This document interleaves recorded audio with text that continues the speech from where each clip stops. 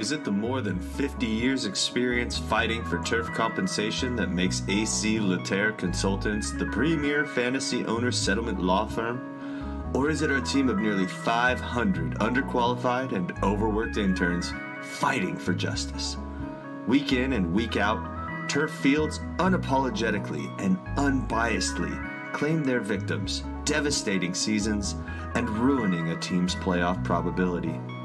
Many of our clients ask us, if grass is mandated in the NFL, why isn't turf? These inconsistencies in regulation continue to drive our team into the direction of change for our clients. Until simple regulation and common sense are allowed in the NFL, AC Letaire will continue to fight for those traumatized by turf fields. AC Letaire. On our field, your family.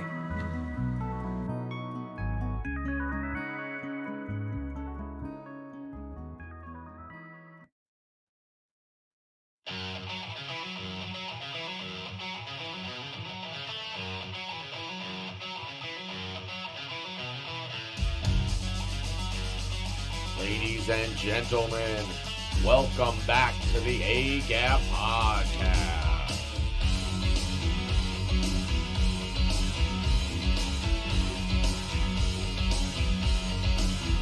And now, your host, Colby.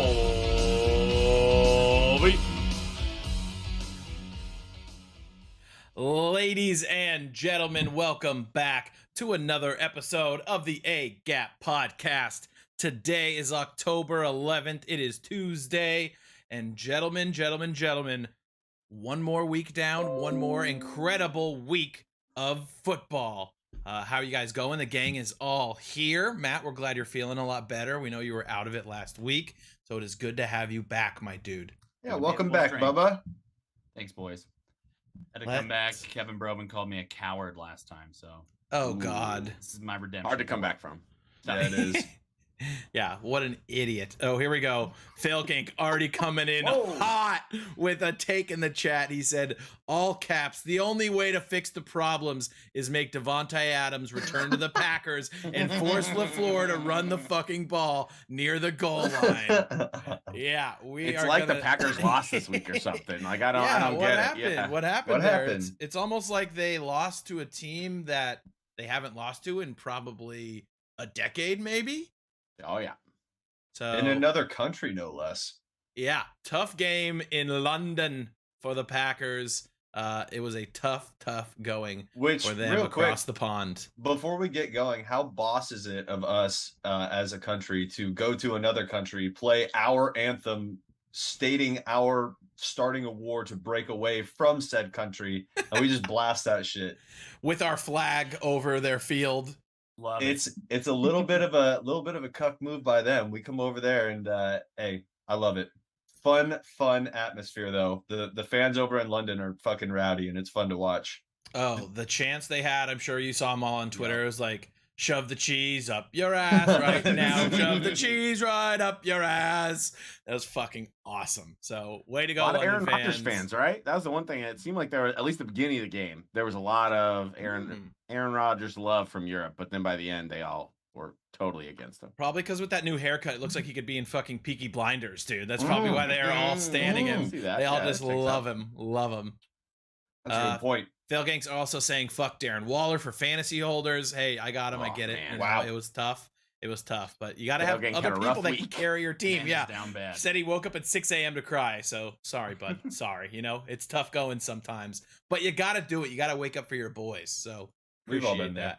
that. Matt, I'm just going to let you know you might want to turn yourself up just a little bit. You're a little quiet on my end. Alrighty, though, boys. I'll ask you guys real quick. How was your weekend? Anybody have a quick, fun summary of anything they want to share before we dive into studs and duds? Aftershock. I was at a music festival for most of the weekend. Fuck Fun, yeah. good atmosphere. Keep the music coming, Sacramento. That was fun. Hell yeah, dude. I know. I need to get out to Discovery Park and go to a show out there. It seems like an absolute blast. It's a good area, Did dude. Did you Hell get yeah. any mosh? Any mosh, John? Oh yeah. Found out Good. found out promptly that I'm probably a little bit too old to go and get that rowdy, but it was fun, and music makes you young at heart anyway. So I might be recovering now, but I would do it all again in a heartbeat. Yeah, what's your stance there? Are you a front of the pack kid now? 'Cause, you know, back in the day, you're like working your way up. You're right up against the rail at the front, can't hear shit, but you're just moshing. I think now I'm like a kind of nod my head in the back guy. Oh yeah, 100%. See, I agree with you for some bands. For other bands, there's just no preventing me from letting the music and the atmosphere and the whole thing take over and just like release this inner, I don't know, all this shit that just wants to get out, and going into the dance floor and dancing and fucking, with other like-minded people. It was, good crowds, good people. It was great atmosphere. So for certain bands, I'm with you. For others, you just got to get in there. You got to let it go. It's mostly because I feel washed. It's not because I'm a buck. See, now Matt, I can keep tell up you, physically, dude. I can tell you, I felt like I was going to get outclassed out there, but I might have been able to show some people a thing or two. So I'm confident with my ability, as everybody should be, and it was a great time, man. It was a good time. Physical circle pit. Had to be. Had to be. You can't go in there and be a put little some kids punk. in their place. No, you can't. I think maybe that's my problem. Is like I don't want to get in the mix. If you get in there, that's the thing. If you get in there, you just gotta have a good time, and other people are there to have a good time. And if you find the one guy that's there to be a douche and try and kill you, well, everybody allies and gets that guy. So it was good crowds. And like I said, for a lot of the bands that I was seeing, got to get in there, get involved.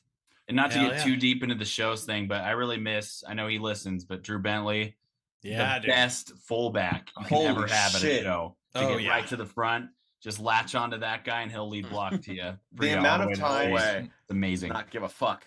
The amount of times that he turns back, you lock eyes, and he goes to the front. Yep. Yeah. Let's go. Let's ride. Everyone hop on my back, and we all do. Takes us. It's like an ent just bringing the fucking hobbits the hobbits through the Shire, whatever the fuck. Yeah. Oh shit! Well, I had a birthday. It was very fun. Just watched a lot of football, so I'm. You I'm did. feeling Happy birthday, Colby! Our boy. Happy birthday, Thank you. That's the cool thing. Hey, that's the cool thing about doing the show in the middle of the week is I kind of celebrated it last week and this week. So, but it was very fun. Just had a bunch of people over, watched a bunch of football. Then went out to sports bar with John and Jess, played some games, watched some more football. So it was a blast. It was a perfect way to spend a 31st birthday, just sitting on the couch, drinking beer, watching football. So thoroughly enjoyed myself. It's a fine year, Colby. You'll enjoy it. Oh, it's fantastic. I cannot wait. Alrighty, guys. We ready to hop into studs and duds? Let's go. Let's All get right. it. Let's do it. How about this? Maddie, since you missed last week, how about you lead us off with a stud this week? All right. I don't know if we've named this guy all year, and I think he deserves it. I'm going to go with, even though they lost, one Nicholas Chubb for the Cleveland Browns. Monster. I watched that whole game. I'm like a closet Browns guy now, I guess. But watch that whole game, 17 carries for 134 yards, 2 tuds, 8 yards a carry. I'm pretty sure he's leading the league in rushing right now. Yup. That guy's an absolute animal. Great vision, breaks a ton of tackles. I think a lot of his yards come after contact, it seems like. He was the guy that I think coming into this year from a fantasy perspective, everyone was like, stay away from Nick Chubb. This might be the year the wheels fall off. He's 26 years old. He's probably the best running back in the league. Yeah, it was. I think a lot of people were real low on him in fantasy. Like you said, it was like, oh, Kareem Hunt is going to take more of the carries this year. It's like, no, he is a absolute dog. And I think it's like him and Saquon have been like 1 and 2 kind of back and forth, which if you have either of those guys, great value. As we've said many times on this show, great value from those guys. So yeah, absolute dog, Nick Chubb. Nick Chubb, 593 for Nick Chubb, 593 yards. Saquon 533. Josh Jacobs 490. Miles Sanders 414. Damian Pierce 412. Top 5. Whoa. Derrick Henry 6. So that would what does Nick Chubb have right now? 593. 593. That would put him on pace for 7 tutties. 2,000 yards right now. Is what he's on pace for. Is Derrick Henry the only running back to have had over 2,000 yards in the last like 5 years? Yeah, I'm kind of just throwing I think that the out last there. one before that Maybe was AP. Peterson. Maybe. Oh, that was like yeah, he's the last AP, great running back. Yeah. Yeah. Damn. That was like the coming off the ACL tear was like 8 yards short of the all-time record. Yeah, exactly. Yeah. Oh, Kevin in the chat giving some spoilers for the show later. So if you're here in the chat, it might be a little surprise for you there. I'll go ahead and piggyback off of that pick. And I'm going to go to a little bit of a different game, but I'm going to go to another guy who I don't think we've mentioned who maybe needs to get his flowers. One Josh Jacobs for the Raiders. Obviously, very, very tough game if you're a Raiders fan last night. They finally seemed to figure it out, but it seemed like Josh McDaniels just kind of got in their way all game. But Josh Jacobs had an incredible game, 21 carries, 154 yards, 1 touchdown, which if you're good at math, that's 7.3 yards per carry. So he was absolutely having a day. I did just read it. Yes, I definitely used my calculator. It was like, okay, if I carry the 1 and then I do this, okay. And then he also had, I've done it. Solution. He also had 5 receptions for 39 yards, but absolute beast game for him. And it was so sad to watch the Raiders finally figure it out, and then Josh McDaniels fucking him over by not kicking the extra point, by throwing it twice on 3rd and 1 and 4th and 1. And then obviously, there was the collision. It was just a brutal sequence of events late in the game for the Raiders. But they looked a little scarier this week than they have in the past 3 weeks. Those fucking big ass deep throws were crazy. Let's all be real. That first 4th and 1 that they threw it deep to Devontae, that everyone that was watching that felt something when they saw that. Like, that's some crazy offense. That's some balls. And then obviously the ballsy plays that began the game and got the Raiders in it are also the same reasons they end up losing, because they're dumb. So it's tough to say, but that offense is fucking nasty. They're the best 1-4 team I can think of in years. Yeah, Derek Carr's not a Mahomes or an Allen, but he'll make throws every now and then where you're like, is this guy like a top 5 talent at quarterback? It's crazy. Yeah, that pass, that set, like you said, Tom, that second touchdown pass was insane. It was just him running forward off 1 foot on a rope, perfect spiral. It was like, holy shit. You don't see a lot of guys do that. Yeah, it was insane. So, Kevin says that guy throws dimes, but also interceptions, which is true. Very, very fair. He's like the better Carson Wentz, like way better Carson Wentz. Yes. He's got a little bit of that in there. He's got a little bit of that. Some games he looks like Carson. Some games, like Matt said, he can look like Mahomes or Allen. So, if you're a Raiders fan, I'm sure it's tough going right now. But if they can keep that kind of production going up and they don't gamble as much, I don't think they're going to take that gamble unless they're playing a team like the Chiefs or the Bills. I think even if they're playing an interdivisional game against, obviously it was the Chiefs, but if they're playing against like Broncos or Chargers, I don't think they take that big of a risk on the road. It's one of those things where if you get it, you're just like putting it all out there on the table, and it's just like a statement. You get it, you get the win, and it's all sick. But I think when you have the record that the Raiders do, you take the points and you try to win. 100%. And they would have. Yeah. They would have. I mean, the Chiefs got the ball back, right, and still didn't do anything with it. So they had a chance. They should have trusted their defense.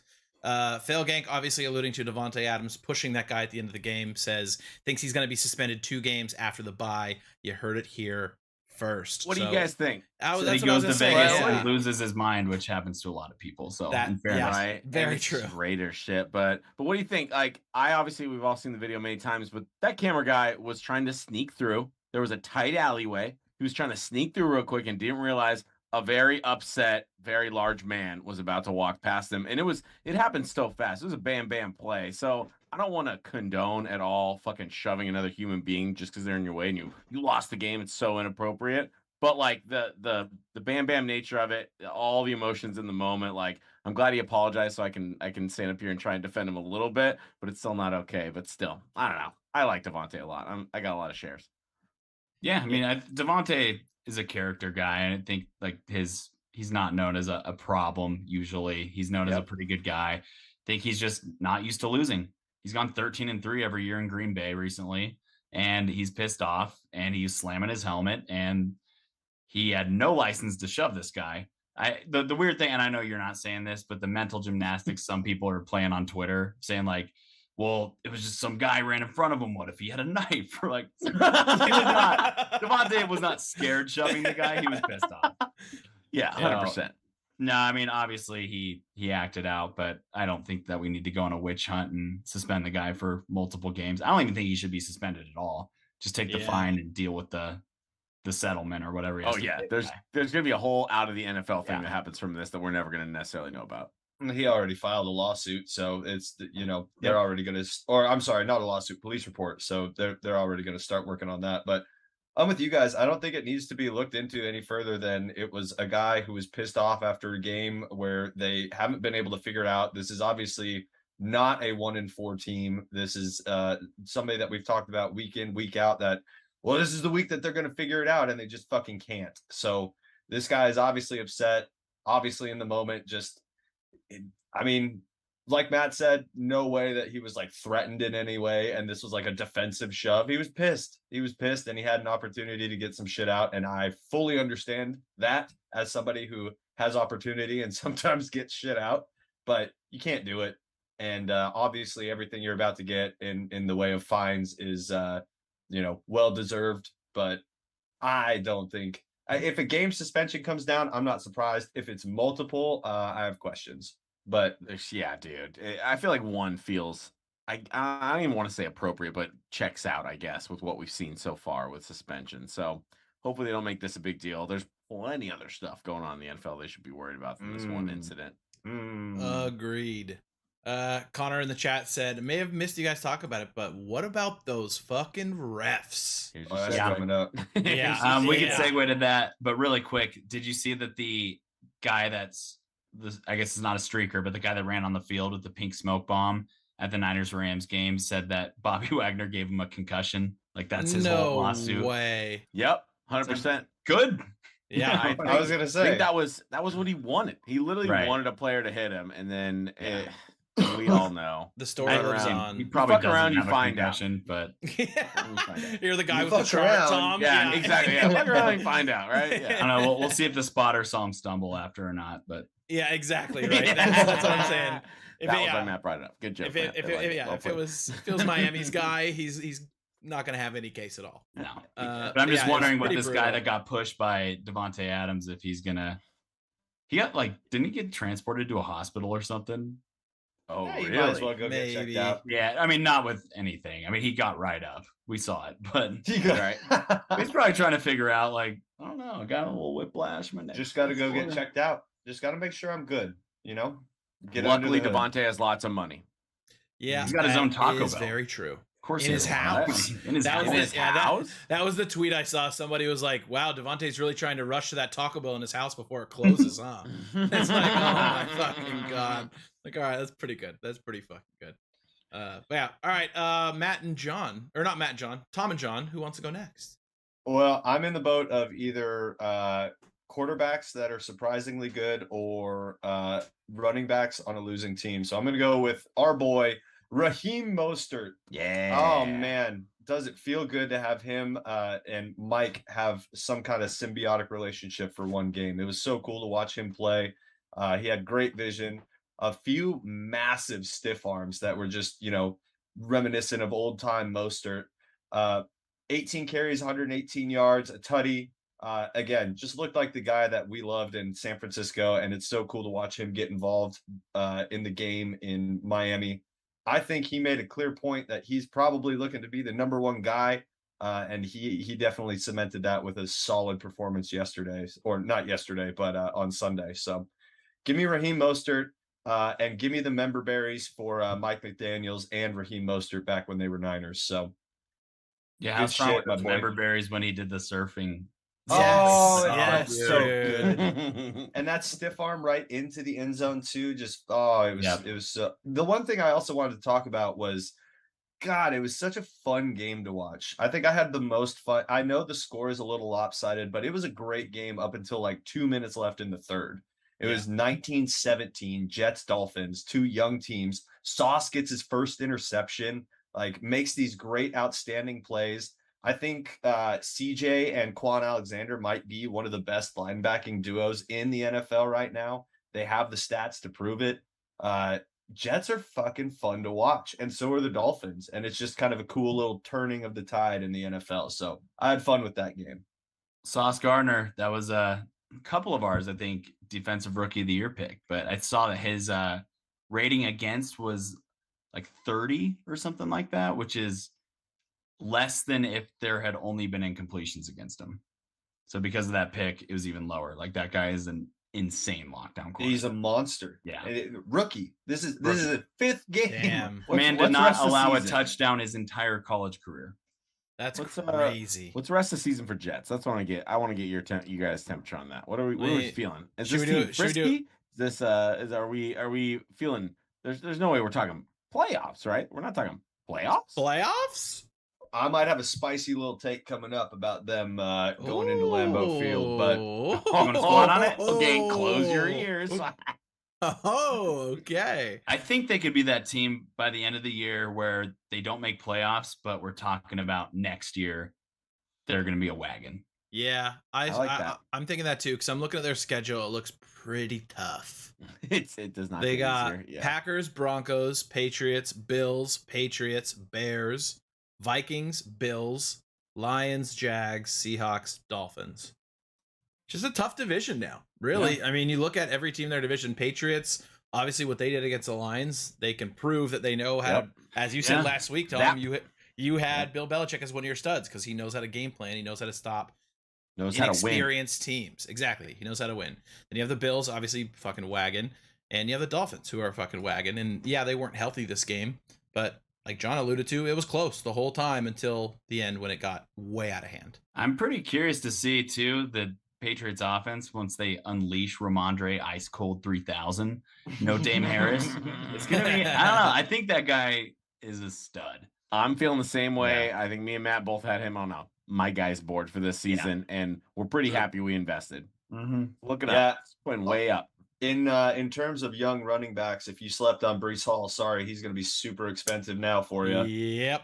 Talk about a game. But dude, It's one of my Jets have studs. had a defense. They have a defense now. They're 5th in takeaways. They're like number 4 in interceptions. They give the ball back to the offense. It's just the offense needs another year to click. And obviously, when you have Flacco for the first few games and then go back to Zach, you're going to need a couple games to figure it out. This was a great game to get a win against a hot Dolphins team, which was awesome. But that defense is ready and they're producing. I get it. 3rd string quarterback, which, by the way, he came in and had a pretty decent game himself. Like, good on you to be able to come in, especially that short notice and try. Oh man, thanks for putting me on the spot. Zappy? We're talking about Zappy? Oh no, we're the talking Dolphins about quarterback.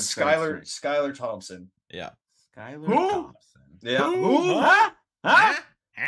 Skylar Thompson. Guy came in 19 of 33, 166 yards and 1 INT. But was able to facilitate the offense a little bit. So good on you, bud, for same day coming in and at least making some stuff happen. But most of that score is reflected by the defense of the Jets. They had some pretty clutch takeaways and left their offense with good field position. So Saleh. Fun teams in the NFL, baby. Saleh. Yeah, Bobby absolutely. Bobby Saleh, not still alive. Not on the hot seat. Yeah. Yay, It's a little good for him. cooler. Somebody Speaking dumped of a little ice, but it's still melting. The slowly. Dolphins, for all those Chase Edmonds owners and people that bang the drum for Yeah. him all off season. Yeah. Sorry for you. Yeah, that one might be on you, Maddie. Yeah, I was gonna say, can I blame Matt when Edmonds fucking sucks on my in my starting lineup in fucking 4 leagues? Yeah, absolutely. Ultimately, you drafted him, but yeah, you can give Matt a little guff. You can give some guff. I banged the drum pretty hard. That's fair. I feel, and we should totally move on. But this was a run-heavy game plan. Edmonds, a pass-happy guy. When Tua gets back, maybe things turn around. It's gonna be all right. Winter's coming. They're gonna play some games. They need to run the ball. For a pass, it's gonna turn around, Matt. He'll have a role. It was just very concerning to see Myles Gaskin get snaps over him. Oh god, but it's fine. Chase Edmonds, 0 catches, Remember, for 0 yards. They gave him the bag. They will use him. So they All should. right. 0 catches, 0 yards, 1 rush for 1 yard. John, Chase I don't Edmonds. want to talk about it. Yeah, you're just wanna like talk about lightly it. tapping the drum now. Maybe it's like a hand drum, kind of running your Like, fingers. somebody tapping that's really annoying.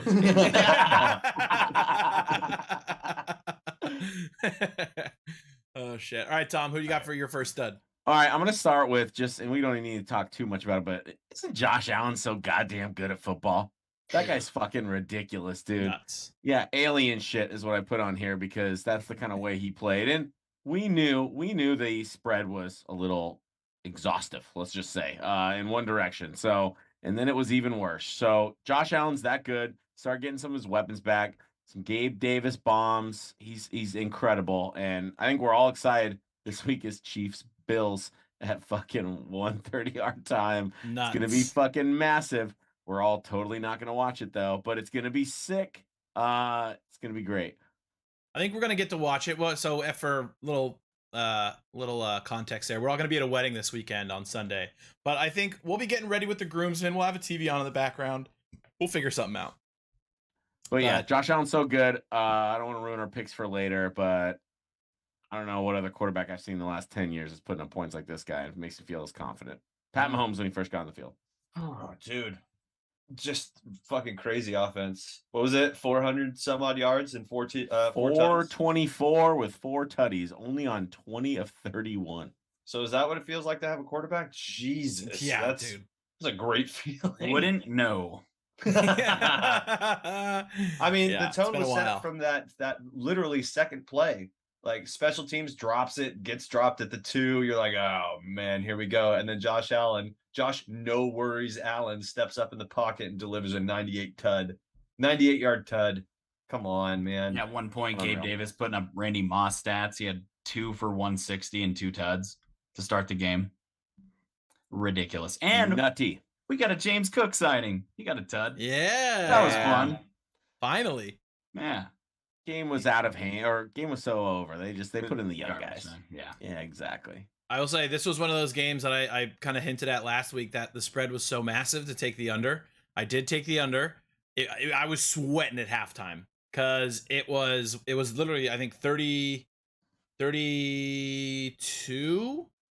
No, 31, 33 at halftime. And the over under was, I think, like 42 or something like that. Or no, 40. It was like 46. So I was sweating bullets. And then they go down, they scored that last touchdown. I was like, oh my God, please no. Pittsburgh's starting to drive, and they didn't get anything done. So it hit, boys. We hit on the mortal lock. So telling you, it works. Hit another under as well. Same theory. So keep your eyes peeled for those high spreads. All right, moving on. Maddie, who do you got for your second stud? This is really just a sentimental stud, but I wanted to give Emmanuel Mosley his flowers because he was playing some lockdown corner. Guy's been on the team, undrafted free agent since 2019. Just slowly getting a little bit better in the conversation as like a solid number 2 corner. This is his contract year. He was playing really well, got a pick 6 in this game, had a nice pass breakup, and tore his ACL on it. So very Niner thing to do, but just T's and P's for Emmanuel Mosley. Love you, bud. He was probably looking at $30 million as a contract in free agency. Oh, no. So I just feel for the guy. So wanted to give him his flowers on this platform that we have.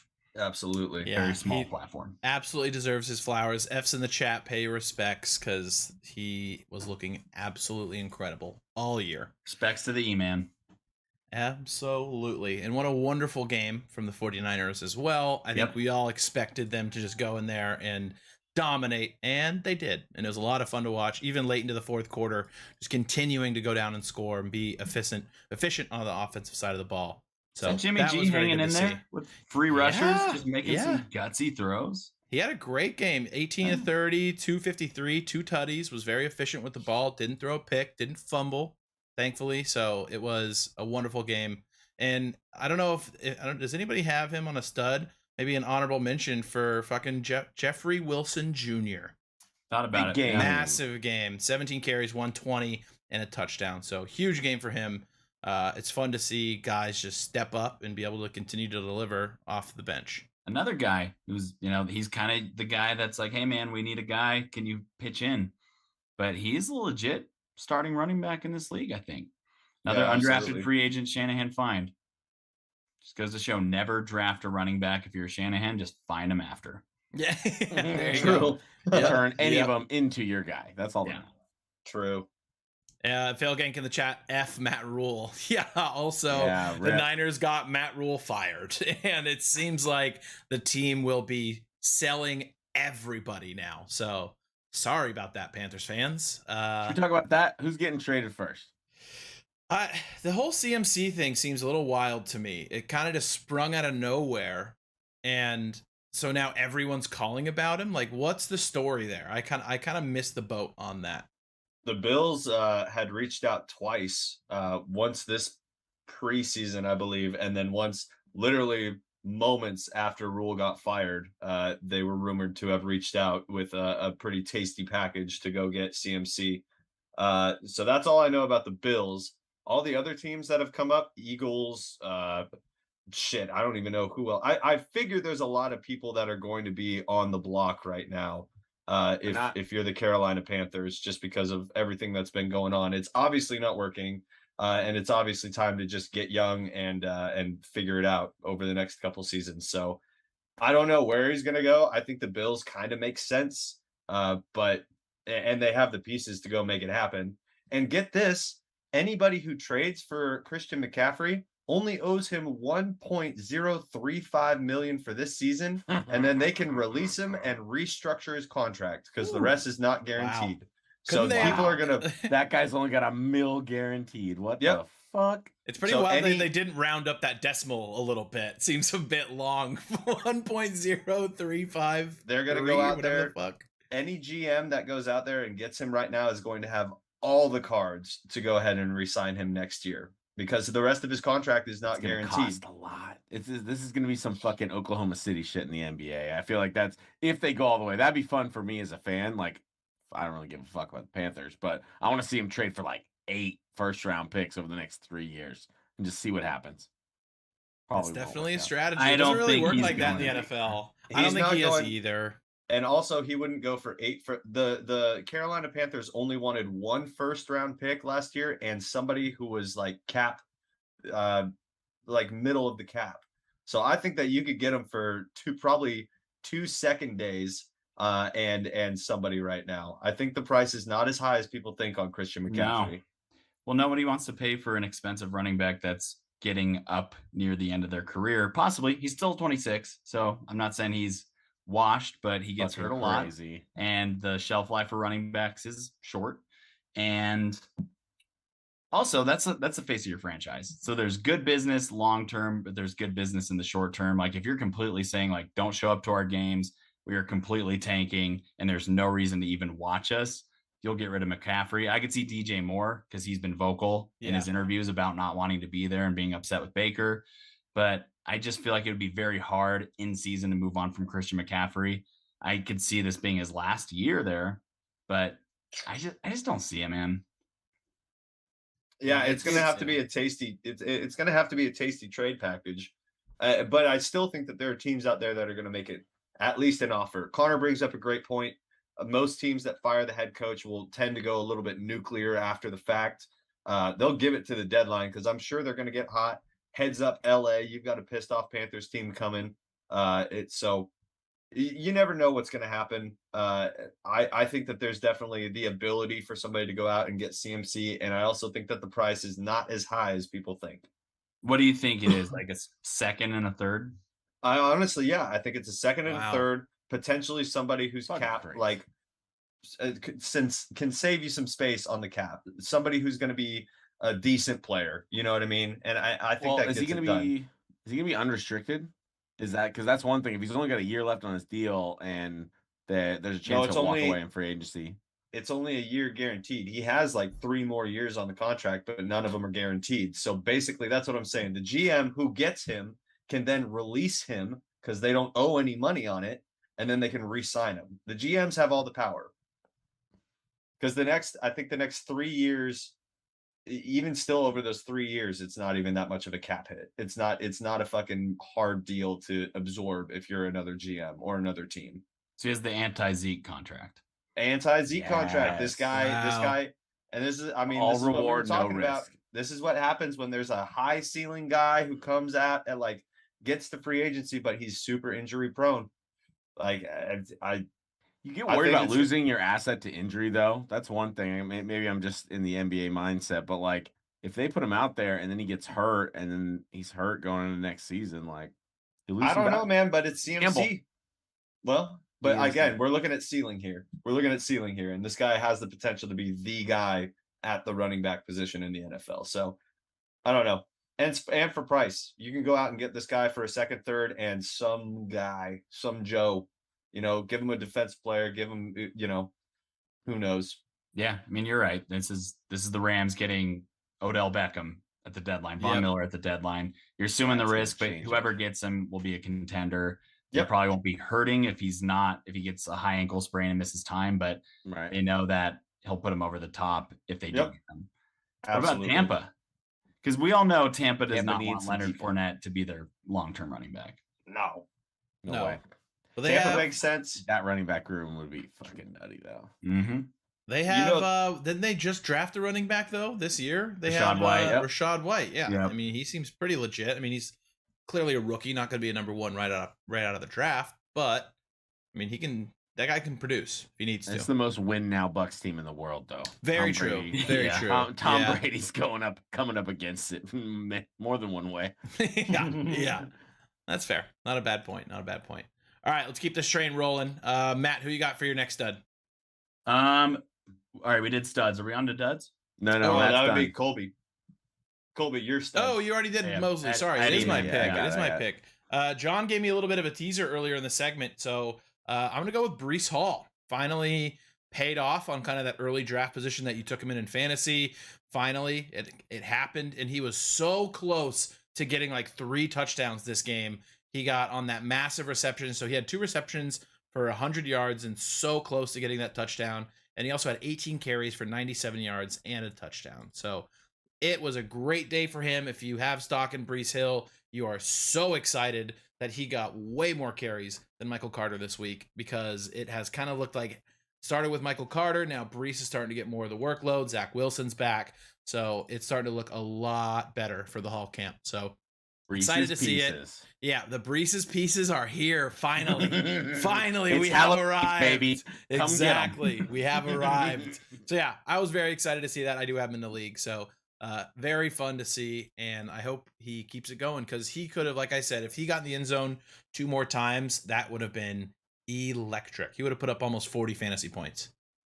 Yeah, EC, EC Fishy. We're not normally a Jets podcast, for the record. This I is know. we started a little hot on the Jets front. We'll tone it down. Don't worry. EC, don't even listen to them. I'm a Jets fan through and through. It sucks if you were. We know guys on in our friend group who were former Jets diehards and left for some sorry ass Rams teams. So look, I am fully invested in the Jets. I have been ever since I moved to New York for a little while and was living there. The fans are passionate, and I'm just about it right now. They have a solid defense. They have an offense that's going to be able to put some more pieces around them and figure it out. And yeah, I'm ready for it, man. Sign me up for the Jets. But we'll talk we later. all stand EC. former Niner coordinators. That's part There of we it. go. There we go. That's There we what go. is really- true. That's what's really going on. They don't want what's Bobby really going Saleh on. to get fucking fired. They want him to do well.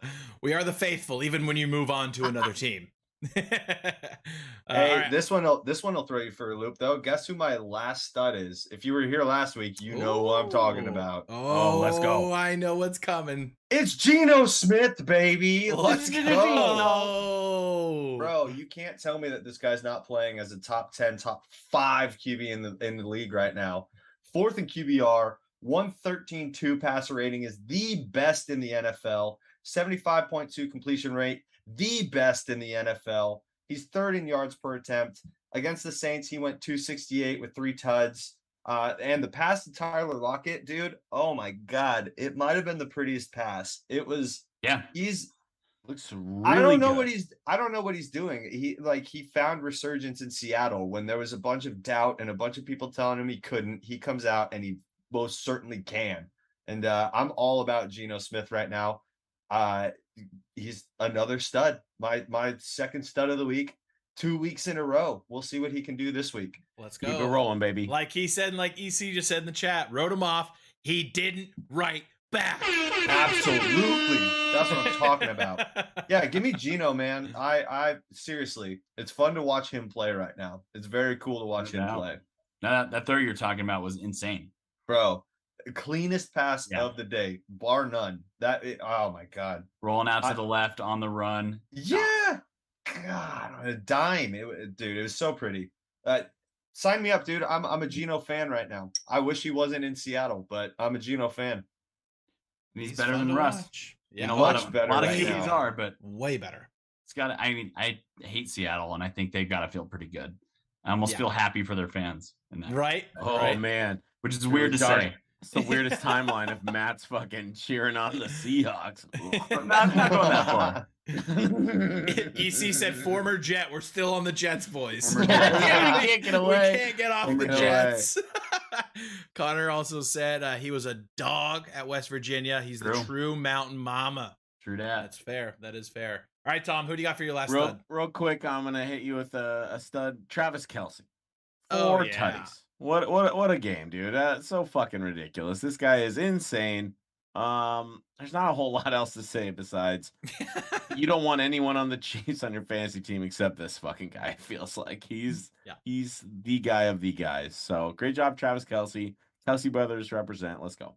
Yep. I saw a funny ass meme that was like, when you're the guy that took the over 75 yards for Travis Kelce prop, and then you're just sitting there, you had 25 yards receiving, but got 4 touchdowns. You're like, fuck. Like, you're just so mad, dude. So mad. Ignored unrequested. I had an 80% chance of winning my fantasy match until I went against him. Yikes. No. Yeah, dude. That's fun. That's fucked up, man. That's pretty fucked up. It was. You score the second most points of the whole week, and you lose. Hey, I know a lot lot about Matt. Talk to me about main league. I'm gonna do this real quick, Colby. Yeah, but please. Can you just play the basketball one really quick? Play the basketball one? All right. Here we go. And once again, you guys know the rule when we play this. Come back in the chat like we just got back. W's everywhere. Here we go. Talking basketball with the A-Gap. Basketball, gimme the ball because I'm gonna dunk it! Oh, that Draymond clip at the end hits a lot harder now. I just wanted to see it again. But let's talk about our boy, the truth, the one, the GOAT, Keegan Murray. Once again, another preseason game. Little bonus content for you. A little NBA talk. 5 for 6 from the 3-point line. 2 steals, 1 block, 16 points, plus 20 on the night. This guy is fucking killing it. And as De'Aaron said in an interview, he never misses. It feels like he never misses. He's been unreal with 3. And just the smartest player, feels like, on the court, and he's the youngest one out there. So fucking stoked. Let's go Kings. Can't wait for the season to start.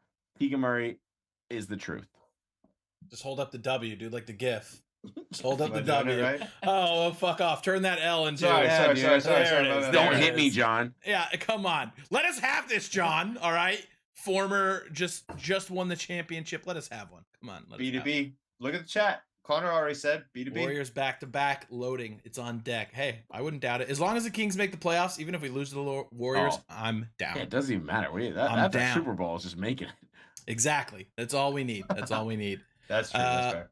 All right, boys. Those are the studs. Now it's time to get into the duds. I got you, baby.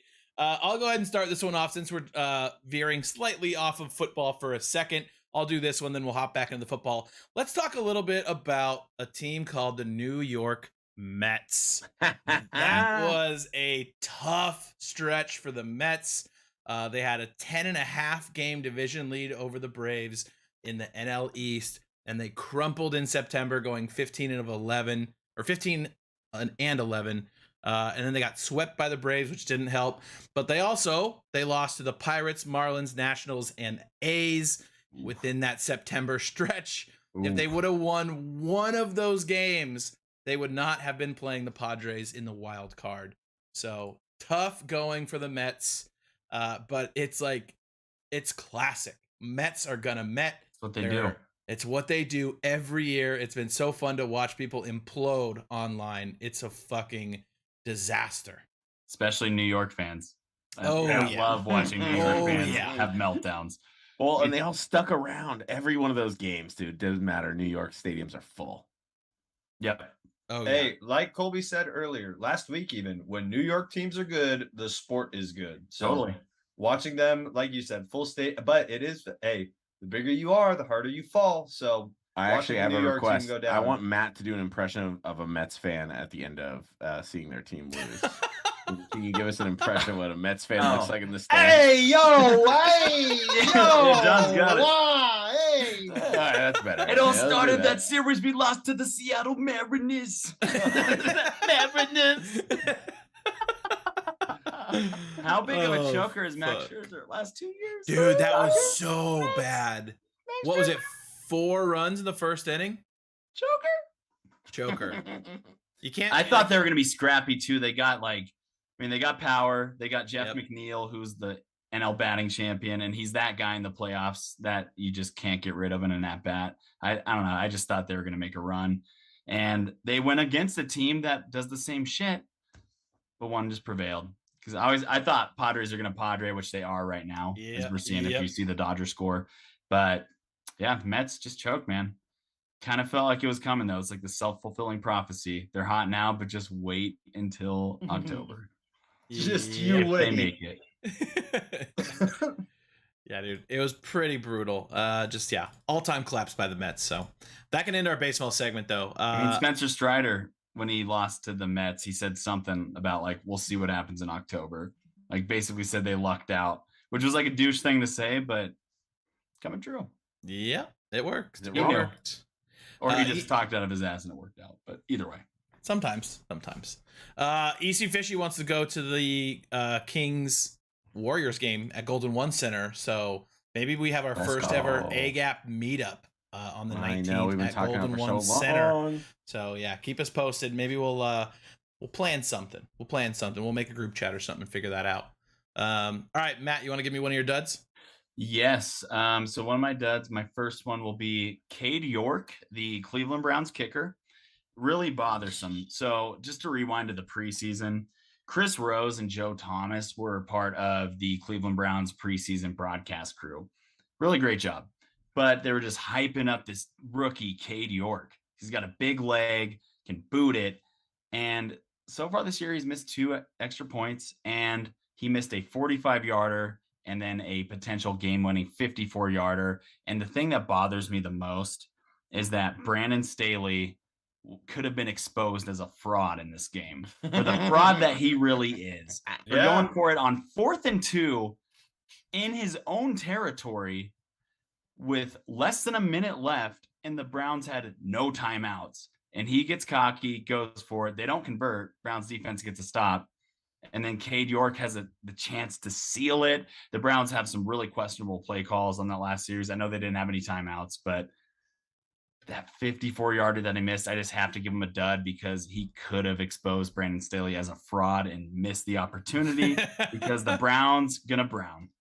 Yep, Browns gonna Brown. That's what they do. And it would have been better for America if we finally could talk about Joe Staley being a bad coach. Brandon, there actually be results behind Joe Staley, easy. Brandon, excuse me. Sorry. Do not disparage our Hall of Fame faithful over here. Joe Staley, what a piece of shit that guy, huh? Sacrilegious. Yeah. Get him out. All right, Tom. Thanks for being on the pod. We'll we'll see you never. Let me know on Eagles. Yeah, we can talk about Jalen.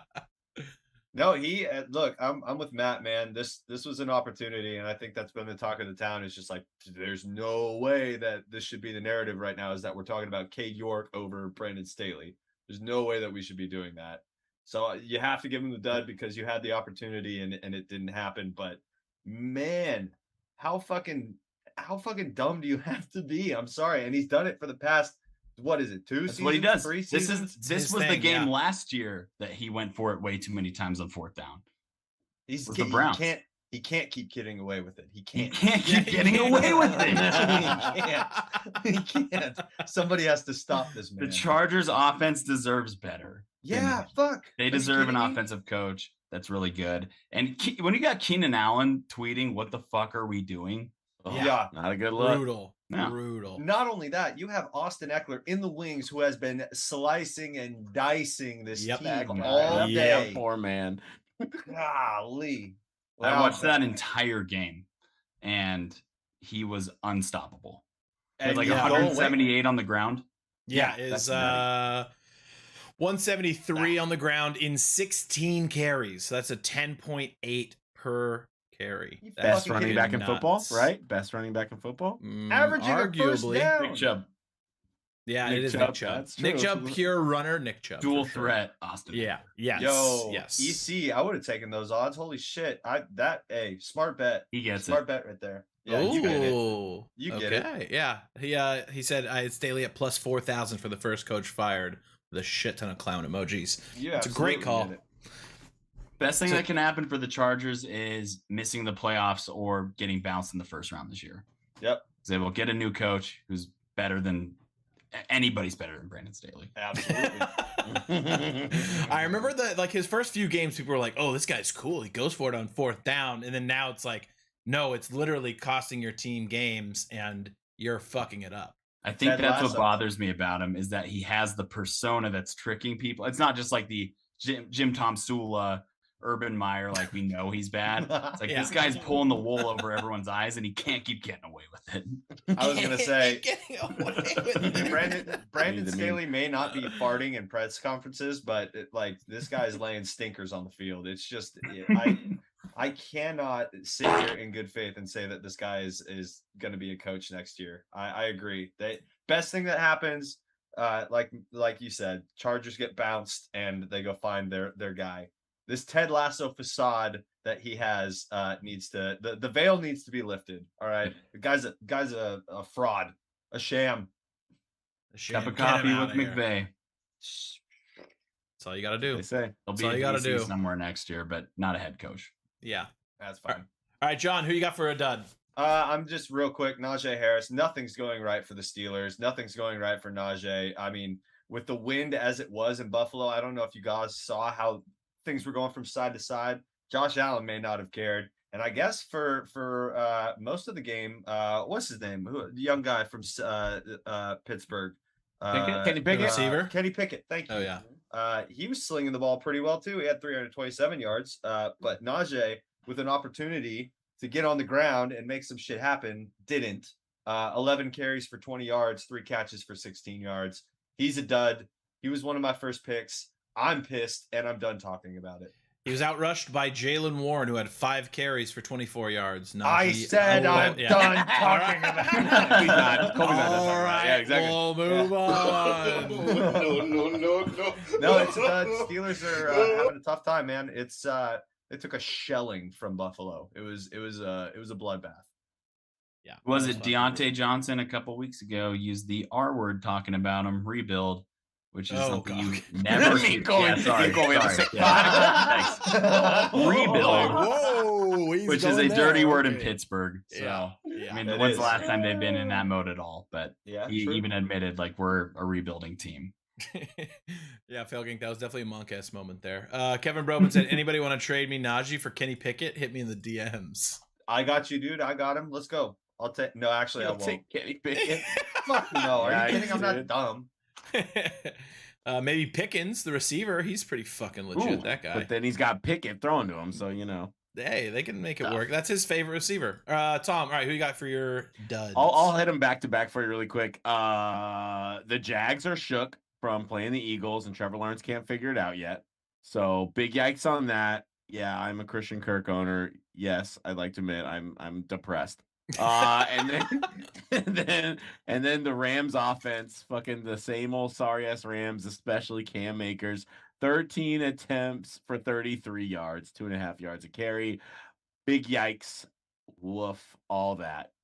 Woof. Yeah. Tough times. It's Maybe brutal. McVay's just going to switch to the Chargers next year because he's going to be tired of these sorry ass Rams. Love that. Might happen. It easily could happen. Why not? Why not? Does he have to move? Hey, how's it going, Damien? We got a new boy in the chat. What's going on, Damien? Welcome. Yo, welcome Damien. into the A-Gap. We're Damien. talking Ooh, some is Damien a hot sports, defense? baby. Oh, Damien. Here we go. Connor McCann says, breaking. Whoa! Connor's fantasy team has acquired Josh Allen, A.J. Dillon, and Travis Etienne for Dak Prescott, Lenny It Fournette, happened. and Najee Harris. Ignored and Wow. unrequested. Dynasty Thank you so League, much. folks. Dynasty Dynasty League. League. That's Wow, a wow, wonderful wow. trade for Dynasty League. Amazing. Well done. What a Well night. done. Ladies and That's gentlemen, breaking what a news night. from our field reporter. That it was electric. That is why we pay him to do the dirty work. That is huge. That definitely catapults Connor into the GM of the year category. That's a hell of a trade. That's long hours. That's doing the research. That's good stuff right there. Well It's done. like all the players that are going this way, he traded away, and all the players going this way, he got. So It's yes, amazing. It really is. Well done. Well That's- played. That idiot. What an idiot. That's what that good old Chico State education will get you right there. That's the brains that you need, baby. Let's Yeah. go. Everyone's trying to get in this league now. Yeah. Everyone's like, wait, how do I get in? I want a piece of Let that. me in. Yeah, I'll pay anything. Let me in, please, please. All right, my final dud this week is going to be the Lions offense. It was tough going for them against the Patriots. Billy Belichick just put up an absolute clinic on the defensive side of the ball. Lions offense went 0 for 6 on fourth down, 0 for 3 in the red zone, and a goose egg, obviously. So the most electric offense in the league up until this point has been exposed, and now people are probably going to know how to stop them moving forward. Lions and Raiders needed this bye week more than any other team on the planet. They both need a little self-reflection for the Raiders and a little get healthy for the Lions with a healthy dose of self-reflection, because both those squads need to figure some stuff out. They're both good teams. Yep, they're both great teams, and they were banged up, like you said. Obviously, Swift was out. I think Jamal Williams was probably a little beat up after carrying the workload the previous week. Sun God was hurt, didn't play all the way there. TJ Hawkinson was limping into the game as well, so they were banged up. They need to rest up and come back with a full vengeance, because ignored unrequested, I got a lot of stocks in the Lions offense, and it was going well. This week, not so much. So, tough. Matt, who you got for a dud? So I was going to do Devontae Adams, but we already talked about him. So I added one, and I know there's a dynasty owner of this player in this podcast. So I apologize, but I'm going with Clyde Edwards-Helaire. He was 9 carries for 15 yards. That's 1.7 yards per clip, and 3 catches for 20 yards. I just don't like Clyde Edwards-Helaire. I didn't. Is there any? But is there any upside, Matt? Is there any upside? Is there any light at the end of this tunnel? Because he's in a great offense. Better. And it's he's in a great offense, so that's good for him. But I didn't like him coming out of LSU. He's not fast. He's not elusive. He doesn't have great vision. He doesn't run with any power. Did you see Pat Mahomes hit him in the back with a pass in that game last night? I did see that. That makes me cringe hard. Yeah, the Power Ranger helmet is not cool. You don't look cool. It's a dud for him. I think, there's a reason they've had Damian Williams all these years as the goal line back. They've got Isaiah Pacheco. They've got Jerick McKinnon out rushing him. McKinnon's the best running back on the team right now. He had a great game. And that guy's legs have been dead for 3 years. I don't understand. So it's got to be CEH. I mean, like Tom was talking about, there is a light because he's in a good offense, but I just don't believe in the guy. Yeah. How long until we see Ronald Jones? Donald, dude. I hope CEH has been pretty fucking efficient this year. He's been good. Honest. He's had good in the red zone this year. Yeah, he's been. He was the high value pick. A couple, like even last week, he looked great. And so he was top 10 coming into this game, but this week was tough. And I'm just not a believer. Oh, EC Fishy says Chiefs sneaky CMC suitor. That would be nasty. Yeah. That would be fucking nasty. That would be, I guess all these teams pick a good team and where it would be work. I mean, maybe they could trade CEH and get a pick.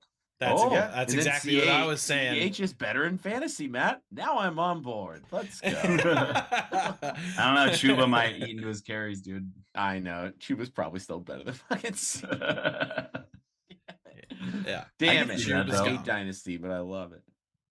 It's tough. All right, wrapping up studs and duds. John, who you got for your final dud? Well, I'm going to do what everybody wanted to talk about, and it's just, can we get some fucking consistency in the NFL on these roughing the passer calls, man? Roughing the passer, big time L for this weekend, because while it didn't influence the final game, it very well could have influenced the Falcons-Buccaneers game. It was a terrible call. It was probably even more egregious on Brady because he threw a little tantrum and tried to fucking kick. I apologize. The defender escaped Grady Jarrett, thank you. Tried to kick him as he was getting up. So now I'm going to implement over/under on Brady tantrums per game. And love it. And also, what are you setting the opening line at? I'm going to set it for this next week at 2.5, and I think he's got 3 in him. So I'm going to take the over. Yeah, I'm taking the over for sure. But let's see who they're playing the Steelers. Chippy defense. It could get a little scrappy. That's what I'm saying. So still going to complain when they're up by 3 touchdowns. But for this specifically, man, it's just like there's no point to fucking watching the defensive line try and go after the quarterback anymore. And it's becoming illegal to even look at the quarterback wrong. So I don't know. I need to go use the restroom real fast. But I'm going to leave it with you guys. Like, what the fuck do we do? What do we do? It's tough because it's like they kind of implemented this rule, right? Because guys were breaking their collarbones because guys were landing on top of them. Guy. Well, it happened once, and it happened once. And it's like, I don't know. It's just so... He's an important guy, right, Matt? It's yep. Pretty important guy. I mean, number 12. I think Anthony I Barr. think maybe both number 12s and Yeah. number whatever was what Romo was 5. I don't know. Happened to 9. Romo 9. Oh, it did I happen to remember Romo too. It happened to Romo, Rogers, and did it happen to Brady? I don't think so. I Brady think it got was hit just in the knee Rogers. and Yeah. towards ACL. That's where that's the They feet changed the one. rule. That's why they Yeah. can't go for their That's legs the now. low hit. Yeah. So Mhm. it's impossible. Like it's a 300+ pound man falling to the ground with bear hugging somebody else. How are you going to prevent yourself from landing on top of them? It's impossible. I feel you got to look at intent. One thing I heard too was make it reviewable. That would make this a little bit easier. But Yeah. also in the rules itself, look for intent. Like I don't know, the guy landing on top of the quarterback. I can see how that is dangerous. But literally, what he did, which is throw the quarterback down, is supposed to be the safest way to fucking sack a QB. You know, you're not putting any of your body weight in it. You're not pushing. You're just get down. You know, like, and then that was called. So that now everything is all And fucked it's up again. troubling that the Yeah. QBs now expect that. Like Brady threw a Right. shit fit for being just rolled on a tackle. Yep. Wasn't even landed That's on normal. top of. Baker Yep. Mayfield had a late slide that he kind of got hit, bang, bang, not hard. Like defender kind of went in, took his hands off, and Baker Mayfield was getting up like, where's the flag? It's setting a bad precedent. I'm not saying the QBs are soft, but they're expecting flags now, and the refs are giving them to them. Like I couldn't see with Derek Carr and Chris Jones. Like he's not a cat. How is he supposed to not land on top of him? He See, was, yeah. like surfboard position. Like he wasn't like driving him into the ground, which was Right. the original rule. Like that was the intent, is don't drive him into the ground. But if you land on top of him, that's just gravity with a, like Colby said, 300-pound man making a tackle. I don't know what they're supposed to do. And that's what sucks about, as a viewer, you watch every single sack or every single short pass downfield and you just hold your breath waiting for a flag. Yeah, it's brutal. Kevin said for jersey and ticket sales alone, I feel like you have to keep things as they are for the year. I mean, yeah, it's not going to be a True. mid-year change, but it is something that they need to, I think, evaluate in the offseason, because the Brady one was by far the worst one of the week. Yeah. Like the one against Carr, arguable, right, that he landed on top of him, but still, the Brady one was a deciding game, of a game deciding penalty. First off, second off, it was the exact same sack. They showed a side by side of like Mahomes getting sacked last night. It was the exact same tackle, no penalty. So Tom Brady's the only guy that's going to get that call in the moment, and it's kind of bullshit. Obviously, like he's the GOAT, protect the GOAT. I get it, but that's way too far. Like you can't even tackle the guy. And like for a defensive lineman, imagine sacking Tom Brady. Like that's fucking sick. That's a story you're going to tell your kids forever. And now you can't even tackle it. Like it's Another ludicrous. perspective I heard is the Falcons made the perfect defensive play to keep themselves in the game. They fought their way back against Tom Brady, this scrappy ass team that no one expects to win, and then they get punished like this. Like, Yep. It's like everything had to work out to get to that point, and then they did everything right, and then that penalty made it all that effort null and void. You know. Well, it's just like on the Mahomes play too. Everything went right. It was fucking possession Chiefs by the time they hit the ground, and like that should be able to be reviewed. They should be able to look at that shit and be able to make a determination. It's too bad calls on the same weekend, man, and it's happened before. So not getting better, and the NFL needs to figure it out. I would have loved to have seen Brady get flagged for kicking at him. I yeah, swear it needs to happen. That guy cannot keep throwing temper little shit fits because his life's falling apart. Like we get it, bro. Yeah. Taking your aggression out. Yeah, life sucks, then you die. Shut the fuck up and play football, bud. Or don't, or retire like you said you would, but you won't. Like, oh my poor life. I've been married to a supermodel for 20 years and I'm the greatest quarterback of all time. But I'm pissed. Yeah. Like, pardon me if I don't pity you. Yeah, exactly. Damien made a point. He said the refs for the Brady call was like a grandma protecting their grandkids. 100%. 100%. So hey, yeah. Hey, take it easy on him. He's getting old now. It's like, come on. It's just ridiculous. Alrighty, boys. Anything to cover before we wrap up this episode? Obviously, we have the next episode coming up very shortly. So if you're here in the chat, stick around with us. We'll be carrying it over to the next episode. But anything else to close it up, boys? Bueller. Nothing. Oh, Bueller. Nothing. All right, More to come. boys. We touched them all. We did it right. Good job. I know boys. we touched them all. We even talked about 3 sports this week. Holy wow. It's shit. got to be a record. Holy shit. We still do have kind of the bonus episode from last week where we talked a little bit about some sports. So we might still post that, but stay tuned. But for now, this is going to be the end of this episode for the week 5 recap, studs and duds. So we appreciate you guys for sticking with us. We love you guys. Follow us on all the socials. You know the drill. Hit us up on Twitter, Instagram. Join the Discord if you're in the chat, or even if you're a podcast listener, hop in the Discord. We try and stay a little more active in there as of recently. So Follow love- us on YouTube. Boom. Fucking like our tweets. Boom. Fucking turn notifications on. Hit the bell. Hit the bell Boom. for everything. boom. All that shit.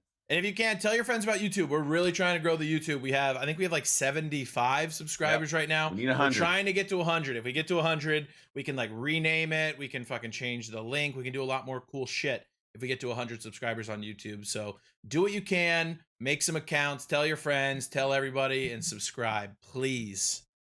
That is YouTube. Stick around in the Twitch chat. Don't leave in the /Tom Twitch Time. chat if you're hanging around. Yeah, dude. if you're in the Twitch chat, we're about to do another episode back to back. We're about to go. Don't tell the we're about to take a podcast time jump. listeners. Take a time Exactly, jump. The podcast exactly. listeners don't know. All right, podcast listeners, we love you. We'll see you guys in a day or two for the next episode. Bye. Bye. All right, and we're back. Chat. All right, so Chat. for those of you in the chat that have never done this before, we're about to start the next episode, but this is our little break before the episode. So if you guys want, grab a drink, go do whatever you want. We need to prepare some stuff for the next episode, so give us a couple minutes here and we will get it started. The hot sauce is coming, and we got a fun new development in the hot sauce situation, so stick around. I'm gonna leave the video up, but we're all gonna probably go grab some drinks and prepare ourselves for the next episode. I'll chill here with chat. and see Deal. what's I know going on. you've been the chill with chat guy. I love it. I wish I could be that guy, but the last couple weeks I've had to prepare some shit. So, all right, I'll be right back. I am chilling. What up, chat? What do we want to talk about? This is our time. It's our time down here. Fox Sports music. I'm upset that I don't know the Fox Sports music. Kevin, that'll normally happen. You know, you need to have a posse when you're going into Red Dead Online. Over under 33.5. I'd give I would say the over, man. They look really good. Honestly, the Kings do look good. Anytime that you have a team that wasn't shooting good from 3 and then all of a sudden gets a guy like Domas who could be down low, get you rebounds, and you've got the Kings shooting at, I think the last game I watched, they were over 50% from 3. It's a new team, dude. I would be excited if I was a Sacramento fan. I would take the over at 33.5 for sure. For sure. Again, I think that they could make the play-in.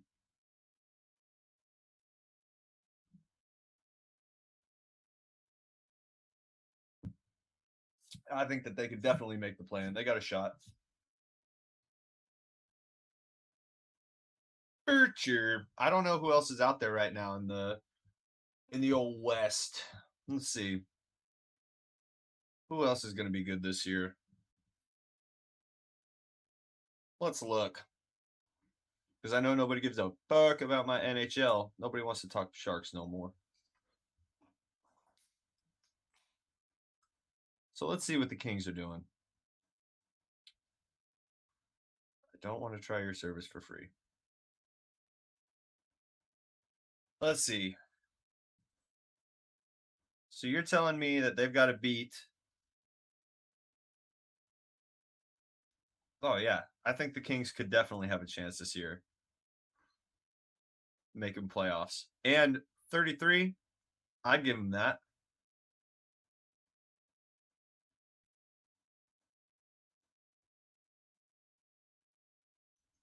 Yeah, let's go over on 33.5. Let's go over. Sure. What about 40? Ooh, 40. That's, I mean, don't bet against history here, but Oh yeah, dude, I forgot. EC back in the 916, baby. back in the 916. We missed him. We're happy to have him back. Let's go. God, it's a new era right now. It's a new era. Back from the Valley, right? Fresno? Absolute. Tearing it up. Wait, Kings the at Blazers are 33 at and a half. 39.5? Excuse me? Who did they? I mean, all they got was Garrett Payton. And what did they do last year? They were worse. Weren't the Blazers worse than the Kings last year?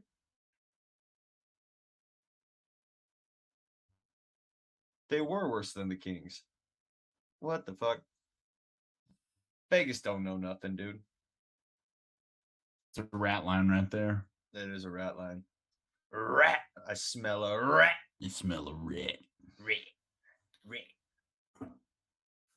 So Matt, why don't you give us a little well, actually, no. You know what? I'm going to save that. We need everybody here. I'll ask you something. Yeah, what's up? We didn't really touch on Matt Rule and his $834K a month salary, but who do you think's next? I had potential of Kingsbury being next. Ooh. Just anytime that I get it. Kyler slides at what? He was like a yard short of the first down. But anytime you have somebody in your helmet yelling spike the ball, and they don't know what down you're on. Did you hear that? I did hear that. I mean, look, man, I think it could be. I think there's potential for others, but I think that if I was to pick, just in terms of somebody who's on a little bit of a more weighted scale, just because he's got the talent on both sides of the ball, this team should be not producing at the way that they're producing. I think that Kingsbury is probably on that cliff. You're on a cliff right now, bud. You need some help. I agree. I know 2 Cardinals fans. They both hate Cliff Kingsbury. If you held a gun to my head and said, fucking, does he get fired at the end of the year or not? I would say, yeah. Wow. Same. I would too. I don't think it'll be in season, but I think it's a safe bet. EC has a good point though. Riverboat Ron. Oh, he's gone. End of season. Gone for They, sure. They'll respect him enough wins to not comment. fire him in season, but he gone. Yeah. Has to, right? I We think need a new era and probably Frank a new Reich. owner. Eric, I didn't Frank know you were Reich, back in too? Sacramento, dude. Let's hang out. Are you gonna get the Kings pass? Kings over 33.5. Hammer. Dude, the Blazers are at 39.5. But That's under. disrespect. Under. That's disrespect. All All right. right.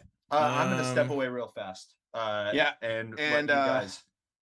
I guess the way we're gonna do this, boys, we're gonna have three rounds of questions, 3 questions each.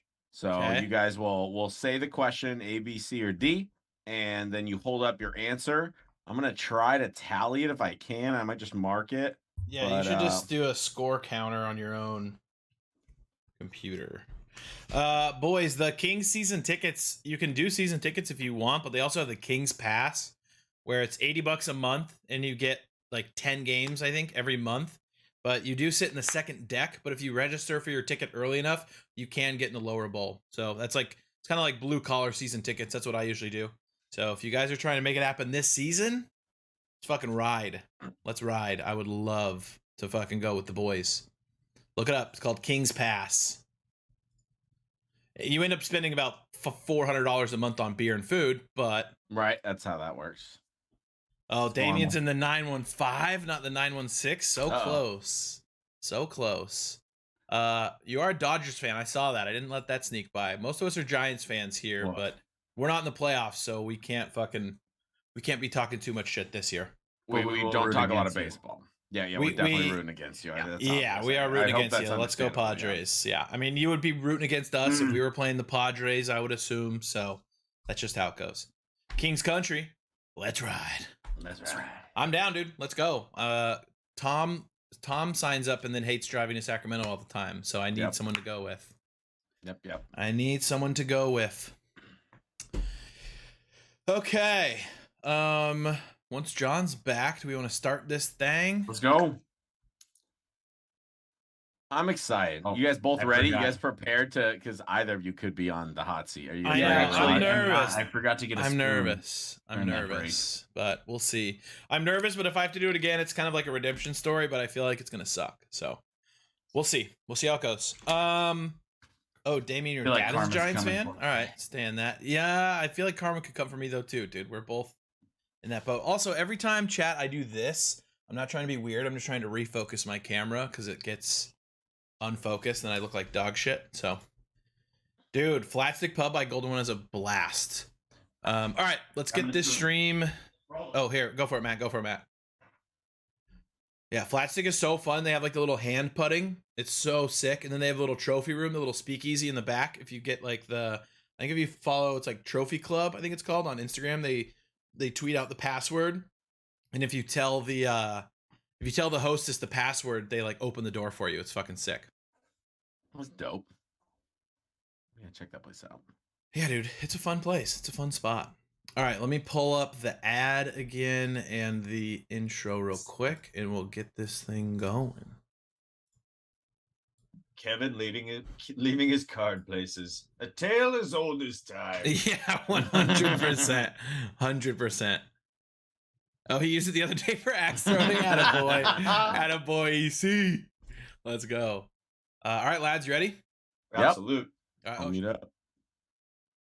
let me change Oh, the yeah. titles.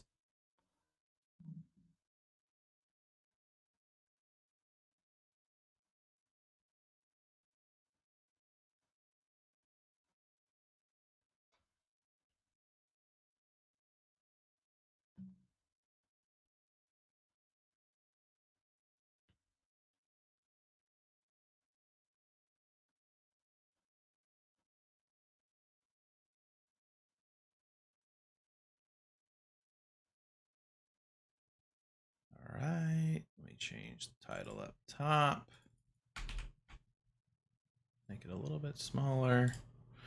Boom, boom, boom. And then let me pull up the doc. We'll get this whole fucking thing going. Yeah, I'm gonna keep the nervous. I know I'm a little nervous too. I'm nervous too.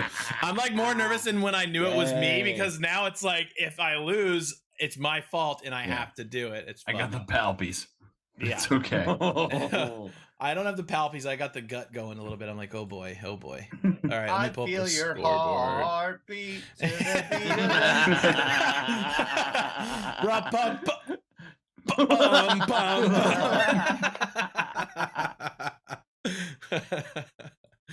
All right, let's run it back, boys. Let's go.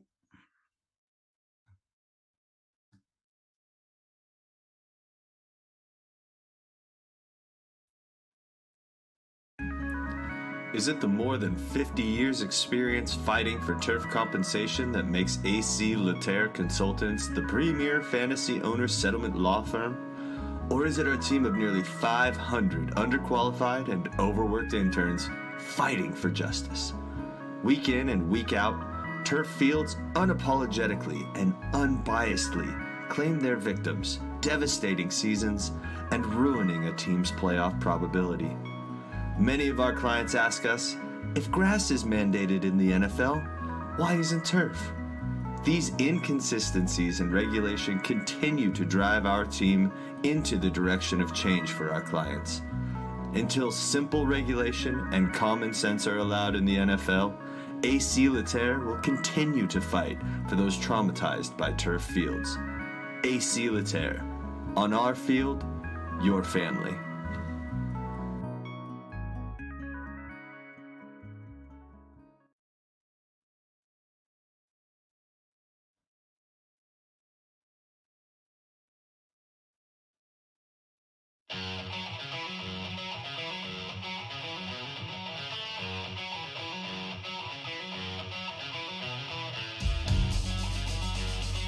Ladies and gentlemen, welcome back to the A-Gap Podcast.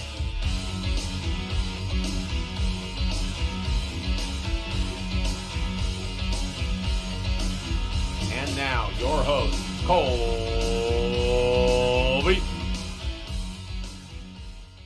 Ladies and and gentlemen, welcome back to another episode of the A Gap Podcast. Today is Thursday, October 13th, and boys, do we have a shakeup in the pick'em pool. Woo-wee! I cannot wait for this episode. It is going to be fun. So, before we get into all that, let's get right into the standings for Week 5. So, Week 5 in the top spot, once again, is Freeds. Freeds with an incredible week goes 12-4. Well done. Golf claps all around. In second place, we got B-Mac 400 with going 11-5. Well done, B-Mac. And he actually tied with Connor McCann in second place, 11-5 as well. He's my brother. Field reporter. That's my brother. That's a field reporter who just made a crazy trade, if you heard in the last episode. And in fourth place, we have a 5-way tie for fourth place. We have everybody here is at 10-6. So we have Gravis Treen, Herlihy, Young Lunk, Tom Time, and John. Yes! So if you guys are paying attention, that's already 2 members of the podcast who are ahead of Matt and myself. Woof. In ninth place, in ninth place, we have a 4-way tie in ninth place for the week. We have A. Russ at 9-7, myself at 9-7, Chef Swag at 9-7, and Matt Furness at 9-7. Thanks a lot, Cade York. Yeah. Cade York really blew it for you there. So yes, we will get into what we're going to be doing for that tie. In 13th place, we have a 2-way tie between Spivey Special Podcast and Para, who both went 8-8. So I do want to give everybody a round of applause. We had a lot more picks this week, so well done Thank for you. the viewers Thank you and for the your listeners. participation. You guys Seriously. were huge and got your picks in this week, so well done. Keep it up. So, once again, without further ado, I'm going to once again lightning round the overall standings. So, overall, in first place, we have a new leader. It is Freeds with 2 big weeks in a row. Freeds Crushing is it. 50-29. Second Wow. place, we have Chef Swag at 49-30, only 1 game back. In third place, we have a 2-way tie between Connor McCann and Herlihy. Both of them are at 48-31, only 2 He's games my back. brother. Oh, and Tom, excuse me, Tom. So it is a 3-way tie. I was going to say, yeah. 3-way tie for third, excuse me. Tom is also Eh, 48-31. In sixth place, we have John at 45-34. Thank you. A 2-way tie at seventh place between none other than me and Matt at Go, brother. 43-36. And ninth Easy to do it place. together. Because we pick Yeah. with balls. We pick with our balls, baby. yeah. We take some risks. And then in ninth place, we have Spivey Special Podcast at 35-28. 10th place, B Mac, 29-18. 11th place, Young Lunk, 28-19. 12th place, Para, 23-25. Kevin Brobin in 13th, 22-25. A Russ is 14th place, 20-12. So it is a winning record. I just think A. Russ joined us a little bit later in the year, so I think he'll still continue to surge up the board there. By the end of this, we probably will do it by like win percentage, as long as you picked probably like 75% of the games. I think that's fair. Yeah. Then we'll do a win percentage and do the overall calculations there. In 15th, we have Gravis Treen. 16th, Will Colligan. 7th place, Super Mario. So those are the standings as of right now. So, as you guys know, we do hot sauce between the 4 of us for who gets last place. However, since we had a tie, we have had to come up with a new way for the tiebreaker. So, what we've landed on, you know what, Game Master Tom, how about you describe, since I'm participating, I don't really know what's about to go down. I know a little bit about it, so why don't you explain what we're about to do? We're going to do 3 rounds of 3 questions each, all related to, we're going NFL or sports, horror movies, and pop culture. Those are our 3 categories for this evening. So it will be 3 rounds of 3 questions each, all created by me, John, field reporter Connor, and producer Kevin. And at the end of those 3 rounds, we do have one special tiebreaker because there is a chance that you could tie. You guys could all pick the same thing, even though I doubt that because you guys are going to try to one-up each other. But in case it does come down to a tie, we do have a question that will break that tie. And we haven't really decided this or discussed. We're thinking about making that last question worth some extra points. So there might be a comeback mechanic to it. Oh, okay. I'm just gonna say it now, John. How do you feel about 3 extra points if they land the closest, if they win the question at the last question? What do you think, John? 3 points? You know what, Tom? That sounds great. That sounds All like right, we're a gonna go 3 points. So it's a way to come back. So not just a tiebreaker anymore. game-changing points is what we're looking for on this tiebreaker. Love that. If someone's winning by 4 or more, we will not do the tiebreaker. But if it's closer than that, we will let it ride. Gentlemen, you will have 20 seconds on the clock. All questions are multiple choice questions. We'll just need one answer within that 20 seconds. You have your provided piece of paper with pen. I'm assuming. Ready? You ready? I'm assuming everything show got to the you. group. All right, hold on. Yeah, sorry. I'm getting some music ready. I'm going to do the Who Wants to Be a Millionaire suspense music in the background. The thing that sucks is I'm going to have that and Matt won't. So I'm going to be sweating maybe a little bit more in the zone, during dude. this. Yeah. It's okay. No, it might scare me, dude. It's like Just up front, you might have to repeat the choices multiple times. Yeah, that's fine. If you guys want me me to say it again, yeah, we'll do it. And John, I was thinking I'll do mine, then you do yours, and then I guess one of us does Connor's. That work? Yeah, absolutely. Cool. We got it. We got it. All right, chatters. Let's get some W's in the chat. Brand new section, Hot Sauce Trivia, is underway. Take it away, Tom. All right, are you boys ready? Start your engine. Here we go. I have my paper. I think I'm ready as Let's I'll go. ever be. All right, we're gonna go here, and first question of the evening: who has the most receptions in a single game in the history of the NFL? Single game receptions. Your options are A, Brandon Marshall, B, Terrell Owens, C, Jason Witten, or D, Antonio Brown. Most receptions in a single game. A, Brandon Marshall, B, Terrell Owens, C, Jason Witten, D, Antonio Brown. Who has them? Do you have the timer, Tom? I don't. I will. Never mind then. I will. Got it? I think I'm locked in. I'm locked in. Locked in. All right. 3, 2, 1, keep. I said B. Got B Terrell Owens. and B. Wait, B was Terrell Owens. A was Brandon. Oh, you said Brandon Marshall. No, I'm saying B. Yeah, B. Oh, wait. So, I'm saying B. Can you Terrell see Owens. mine? Yeah, yes, Matt yours is saying B. Marsh. B. Marsh. Making it extra confusing. Sorry, I will do letters from here on out. Well, Matt, it worked out for you because it was Brandon Marshall. Fuck. 21 receptions in 2009. I didn't save the game, but great job, Matt, getting the first points on the board. Damn it. All right, chat. Also, no cheating. You can't tell us the answer. Don't look at chat. Chat, wait to reveal. I have the stream right in front of me, so chat shows up for me. I can't look at chat, but I'm a man of integrity. You cannot put any answers in until Tom reveals the real answer, and you can say, I knew it the whole time if you want to be that guy. So just refrain from putting answers in the chat. All right, question number 2. We're getting a little spooky here. Ooh. In the first film of Friday the 13th, how many people does Jason kill? A, 3, B, 2, C, 5, D, 0. Time starts now. Wait, say it again. The A is 3, B is 2, C is 5, D is 0. How many people did Jason kill in the first Friday the 13th movie? All right, I'm locked in. Locked in, Matt? Yep, I'm locked in. All right, you ready? We're going to go 3, 2, 1. I said A and 3. C. The correct answer is 0. Jason's mother killed everyone in the first movie. Jason killed nobody. Shit. Wow. All right. No points awarded? Why was it scary then? Because his mother killed people, I think. That's how they that took off the Jason mask and it was his mom the whole time. Surprise, honey, it's me.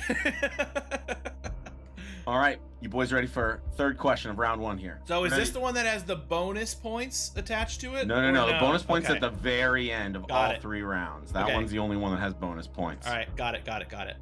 All right, so we're gonna go a little pop culture for you. What was the first song Kanye ever recorded in the studio? We've got A, All Falls Down, B, Green Eggs and Ham, C, Jesus Walks, or D, Through the Wire. First song Kanye ever recorded in studio. I'm You locked need me to in. repeat? You guys got it? I'm locked in. I'm locked in. All right. 3, 2, 1. Yee! D, Through D. the Wire. D. You guys are both wrong. Green Eggs What? and Ham. Green Damn Eggs it. and Ham is the first song he ever Damn recorded it. in the studio. Fuck. Oh man, I'm glad we have 3 rounds. All D right. for dicks. Fuck. So, All right. So, at the end of round 1, the score is Hey, thank Matt you for. 1, Colby 0. Ooh. It's okay. It's not a. I can come back. Don't call it All a right, comeback. here we go. Yeah, no, nothing's crazy. Don't call it a right now, comeback. yeah. Kevin, Then thank you we're for the gonna move sub. Love on. you, brother. Thank you. Oh, love you, Kevin. Then we're going to move on to round 2, gentlemen. Same format. I'm going to give you an NFL question. I'm going to give you a scary movie. I'm going to give you a band. All I'll right? get timer, John. I'll get timer. Okay. Okay. You're on timer? I'm All on right, timer. here we go. Gentlemen, first question. How many teams were a part of the NFL in the inaugural season of 1922?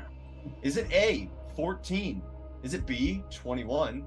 Is it C, 18? Is it D, 17?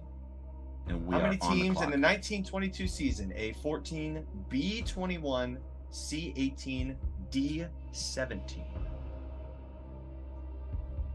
10 seconds. All right, I'm locked in.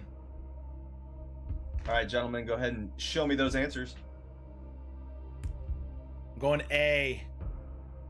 You would be incorrect, Colby, but Matt, you would be correct. Oh There were 18 teams in Let's the go. inaugural 1922 season of the NFL. Knew it all Matt, along. Oh no! I remember. Oh no!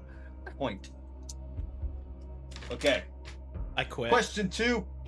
Question 2, gentlemen. Colby, there's a lot of time left. Ah! Which of the following was the first horror movie to be nominated for Best Picture at the Oscars? Wait, Hey. I'm sorry. Can you start that over? Sorry, I was not listening. I Which was of being the very mad. following was the first horror movie to be nominated for Best Picture at the Oscars? Was it A, The Shining? Was it B, The Exorcist? C, Psycho? Or D, The Silence of the Lambs? Clock starts. Best picture. Best Can- Picture at the Oscars. A, The Shining. B, The Exorcist. C, Psycho. D, Silence of the Lambs. I'm ready. I'm locked in. All right. All right, gentlemen, go ahead and show me those answers. I'm going A. Matt's going B. Do not call it, but 2 is a streak. Matt is correct with B. Oh, It was The no. Exorcist. Oh no! No! Not like I thought it might be The Shining too. The Exorcist was the first horror film nominated for Best Picture at the Oscars. All right, Colby, again, still plenty of time, but we're going to go on Plenty to of a time. band. Plenty of time. After losing Scott Rayner on their 1998 tour with the Aquabats, how long did it take Travis Barker to learn the set list before he filled in? Was it 2 days? Was it 1 day? Was it an hour? Or is it that guy still doesn't know the songs? Gentlemen, clock starts. I need those answers. Was it? One more time. Was one it more time. A, 2 days? Was it B, 1 day? Was it C, an hour? Or was it D, that guy still don't know those songs? I'm ready. I'm 10 locked in. Oh, locked in. All right, here we go. All right, gentlemen, show me those answers. I'm going B. 1 day.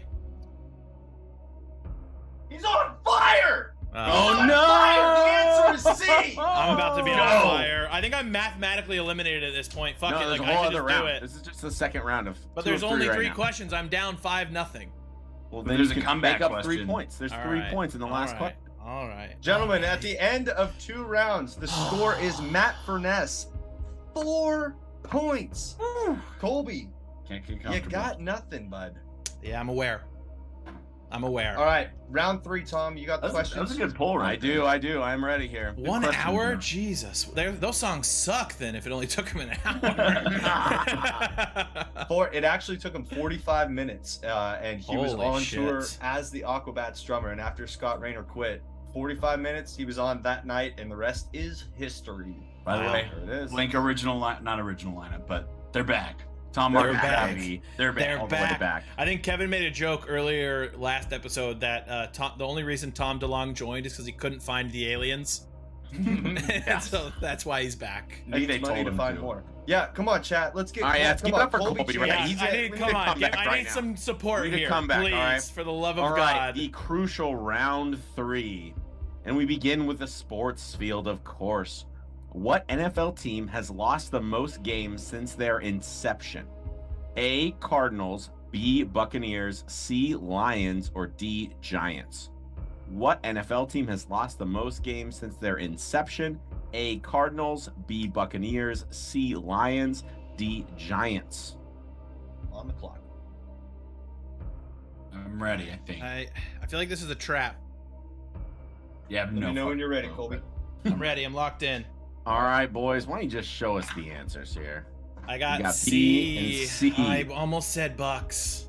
The correct answer is Cardinals, A. Oh, wow. No No points one awarded. gains, no points awarded, no points awarded. I was trying to not overthink it. I was like, the Lions are pretty bad. So I was thinking the Bucks though, because they're a younger team as well, but they had some good years early. So All right, we're gonna sneak this one in here. What was the name of the main character that Gandalf fought in the Mines of Moria? A, Belloc, B, Balrog, C, Nazgul, D, Sauron. What was the name of the main character that Gandalf fought in the Mines of Moria? A, Belloc, B, Balrog, C, Nazgul, D, Sauron. all right, I'm locked in. Are we Haven't locked seen in? it, so we'll see. All right. All right. Why don't you just show me your answers, boys? I'm going B, Balrog. It is B, Balrog, of Let's go! course. I got one. I'm He's on on the the board. schneid. Uninitiated would not know. Of course, Colby coming back. Let's I go. gotta play this one real quick. Can put it on the board. Yeah. On the board. There we go. I'm on the board. All right. All right. All right. All right. Final Let's go. question of Let's the go. final round. Here we go. All right. AC/DC got its start in which country? UK, USA, Australia, South Africa. AC/DC got its start in which country? A, UK, B, USA, C, Australia, and D, South Africa. I'm ready, baby. I'm locked in as well. All right, let's I think Matt and I both see know the this answers. one. It is C, Australia. All right, Yeah, all right. They yeah. both get points. Yeah. What's our tally I at think right it's now? 5-2, Okay, now- I believe, if I'm So- not mistaken. So here's where it gets interesting. Yes, current score is Matt 5, Colby 2. And this is why we have the final round. This is why we incorporated a final round.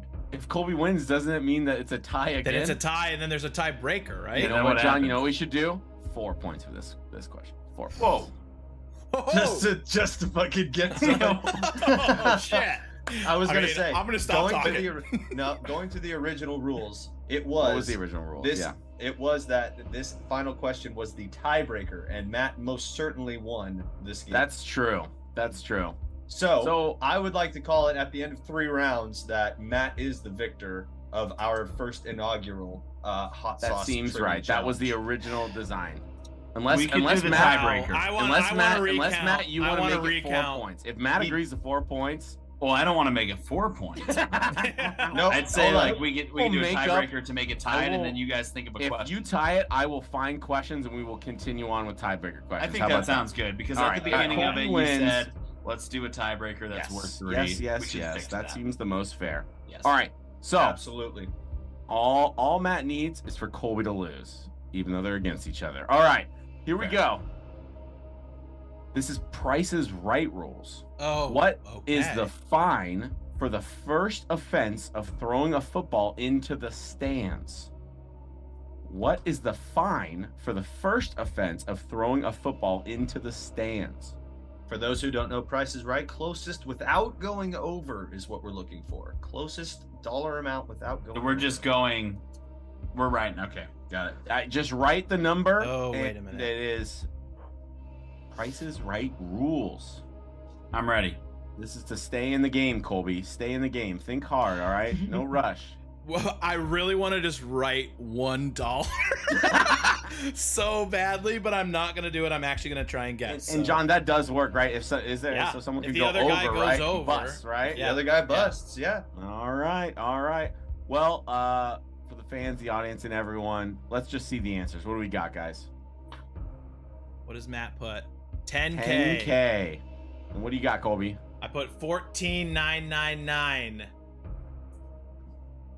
It's 10K exactly, isn't it? Boys, the exact number is 7,426. No! I should have put $1. You should have put $1. Well, I thought you had the chance. I thought I you thought had you the chance. you said Colby. you talked your whole strategy through before we even did it. I thought that was it. I just overthought every single answer, dude. Fuck. Ladies All and right. gentlemen, that means in our very first hot Well done, sauce Matt. trivia Well done, challenge, Matt. Well done, Matt Matt. Furness comes away victorious. Congratulations, Matt. Speech. I was a coward last week, and I still owe everybody a hot sauce dab. So, in honor of this, I will take one with Colby. No way! You don't God. have to do that. Are you kidding me? Got to So, make okay, up for it so sometime. does this then negate the one that you have to do for John? I would think Ooh. so. Absolutely. Absolutely, it does. I mean, John did We're take all one for square. me, so that's up to him. Wow! We're all what a square after legend! this? What a legend! Are we all square after this? I think we're all absolutely square. All God right. Above damn it. square. All right. Start your engines. All right, Colby, I assume I'm going to be calling out the slates. Yep. That's yep. Just don't forget All our right. new animation even when you're dying. I know we do have a fun new animation, so I'll do my best to put it up for you boys. Wow, that was sick though. Even though I lost, That was so much fun, and Matt, right? you're That a was fucking fun. Best legend for tiebreaker. doing this, dude. But wow, that was a ton of fun, dude. I love that this is gonna be a thing. Every tie we have to do this. All right. Oh God, it is opened. For the record, I don't have any ice cream this time. I know there's a little bit of a controversy Oh, last time. And we're also going to go, if you guys have any inhibitors, I think this is a rule we discussed in the chat, just 3 picks. What So about we're gonna go through water? 3 what games. about water? I just have beer. Water's fine. Water or beer? I have milk for after probably the third pick, We're but talking I was saying, milk, no we're ice talking cream. bread. So what's we're talking ice accepted? cream. What's accepted before the 3rd pick? Beer and water, baby. Beer and water? No milk after the third pick? I think milk No. is fine. I don't You can No, do milk after after the the 3rd pick, though. I think Right. that's you got to suffer through it a little bit, is what we're Yeah. trying to get to. But you know, beer and water is Beer and water, a nice hazy. the nectar of IPA. the gods. Aye. That's all you need, really. You don't need any of that other stuff. You just need beer and water. Like a You four can, what is that? Yeah. What is that question? Or that Family Guy All right, skit? You all can right. lead a horse to water, but you can't force it to party. All right, chats. I guess are we ready, boys? Are we ready? Let me Should get. I I them all gotta ramped pour up? mine out. I gotta pour mine out. Yeah, I got All mine right. on the spoon. It seems like Here it a good amount. comes. Yeah, are you ballparking it, Matt? Is that what we're doing? Yeah, I'm using a spoon. So Oh, like mine a is so exact thick, it's not measurement. even coming out. Happy birthday. I think Matt. that's a pretty good amount. I don't know. That seems a pretty good amount. Is Colby's that? Mine's not even coming out. Hold quarter on. tablespoon. I gotta give it another shake. I'm saying where that's a pass, right? Unless chat's got anything really dramatic to say. I'm about sure it. I it's think we're gonna allow fine. I'm that. sure it's fine. It's a good amount, boys. Yeah, I'm It's not. a good I'm amount. not complaining here. Once again, this is No complaints. 329,000 Scoville units. A jalapeno registers at about 8,000. So just once again for Check context. your Scovilles. Oh, hey. All right, there we go. All the way to the brim. All right, pull it a little more. There it is. Nice. There you go. All the way to Nice, the brim, nice, boys. nice. All the way to the brim. Beautiful. All right, chat. Let's give it up for the boys in the chat. Throw it up. All right, Maddie. I love All you. right, you're, baby. you're a hero. Cheers. Here we GG, go. brother. All righty. We're going to start on Thursday Night Football. The Commanders are going to Chicago, taking on the Bears. We got Commanders, or the Bears, -1. And this game is only an over-under of 37.5. John, why don't we take our time and discuss the ins and outs of this pick? What do you got, John? You know what? I'm just gonna say it. It's Chicago. It's a tale of two teams, and who has the better turnover differential, and it's Chicago. Washington -8. Chicago's even. Give me Justin Fields. Ooh, Justin Fields. Maybe it's just the fact that I know a lot of people from Chicago, and I want to see him do well. And we're starting to see signs of life from Justin Fields. But yeah, I'm taking the Bears. Give me the Bears at home. Thursday night football. I would hit the under, but that's a pretty low under. So I'm taking the Bears. I'm gonna throw it to Colby. Oh, Matt, what do you got? Yeah, I mean, Ron Rivera threw his quarterback under the bus this week, and that's never good. And it's a road game. I think the Bears are starting to figure some stuff out. So I'm going to take the Chicago Bears. They're wearing the all orange this week. Should be kind of sick. So Nice. take the Bears. I got the hiccups. Hey, Matt, I'm glad you get so emotional about beautiful uniforms, and I really appreciate it. So does the chat. Love the color rush. Love the color rush. That's an A-gap sweep. an Why A-gap don't we sweep. show him? Show him. You like that, chat? You like that, chat? It's like we're back at the bowling alley, baby. All right, and we're going. No. Oh, yeah, I know. Water only was rough. All right, we're going. Ravens are going to New York to take on the shocking the world New York Giants, but the Ravens are going to be away favorites. They are -5 against the Giants, over under at 45. John, what do you got in this game? Yeah, it's Baltimore. Giants are a 4-1 team, yeah, but only by record. They're gonna come up against a really stout defense and Lamar Jackson, who had a down game, and his record shows that this next game should be sick. So give me Baltimore. I as well. I'm going to go with Baltimore. I think their defense finally showed something last week, but I think it could just be more of who they were playing. They had a great game plan, some weird primetime game shit, but I'm taking the Ravens. I just think Lamar Jackson is so much infinitely better than probably everyone on the Giants offense. So Colby, what do you got? What do you got, Ravens Giants?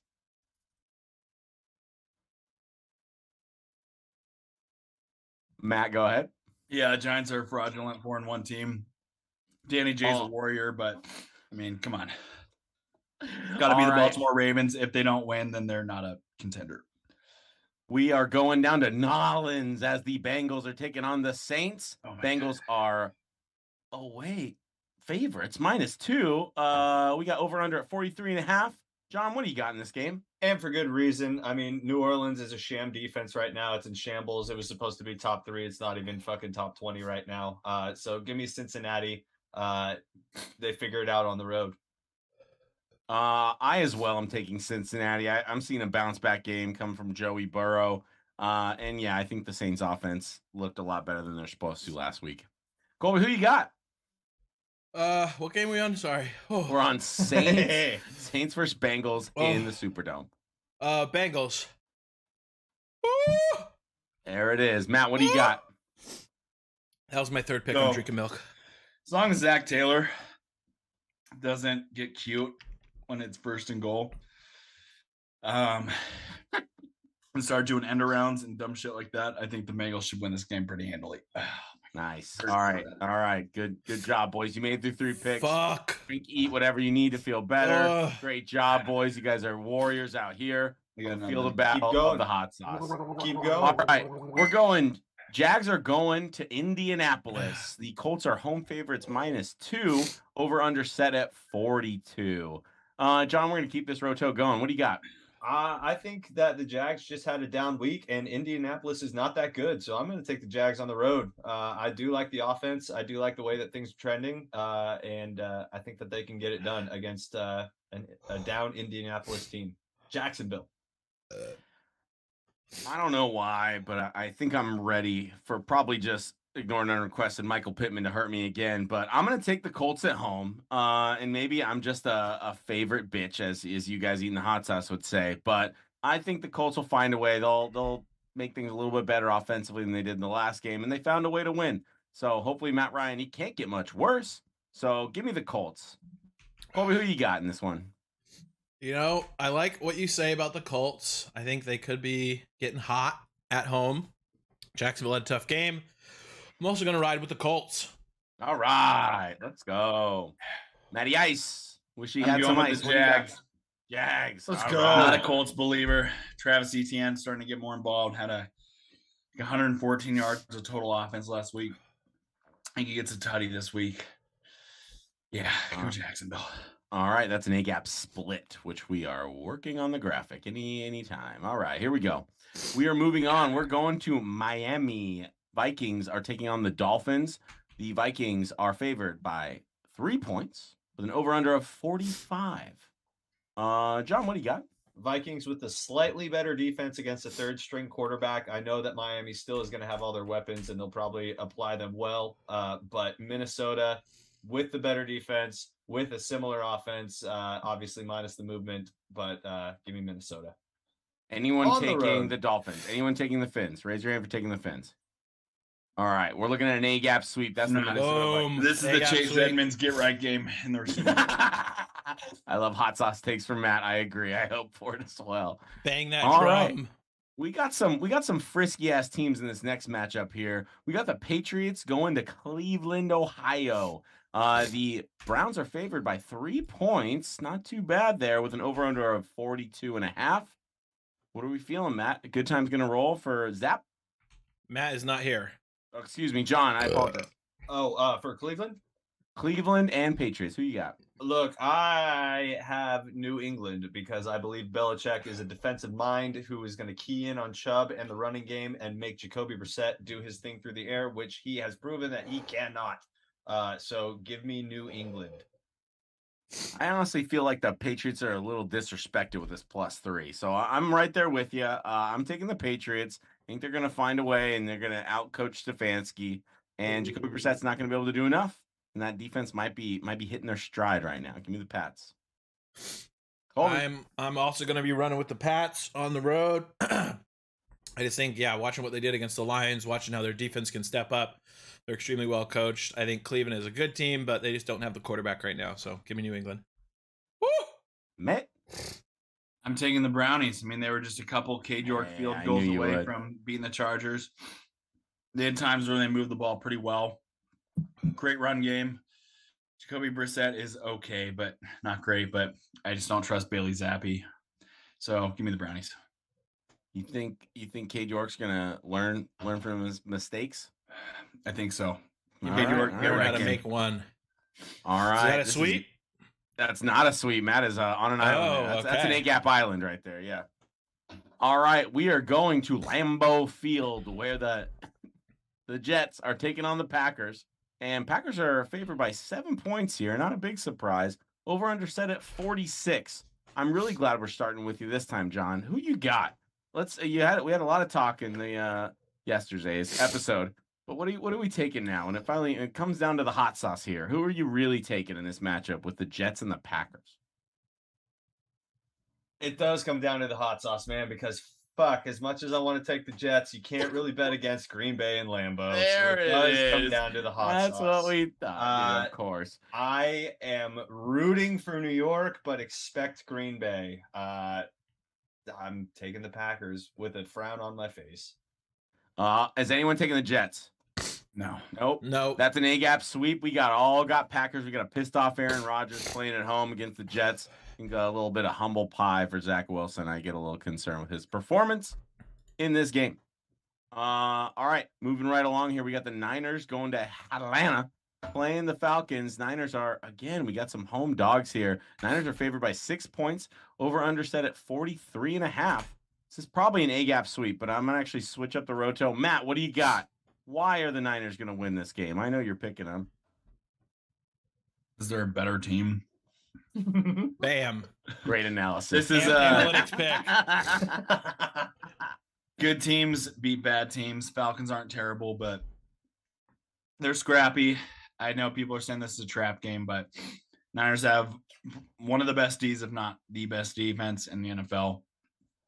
Even without Nick Bosa, I think he should sit this week, but they'll still tee off. Drake Jackson has the second most sacks of any rookie, so he'll fill in nicely. Offense is humming. Niners should win this by multiple scores. Who's got more yards, Ayuk or Debo at the end of the day? Debo. Mm-hmm. There it is. Probably makes Debo sense. is probably Ayuk. going to be rushing.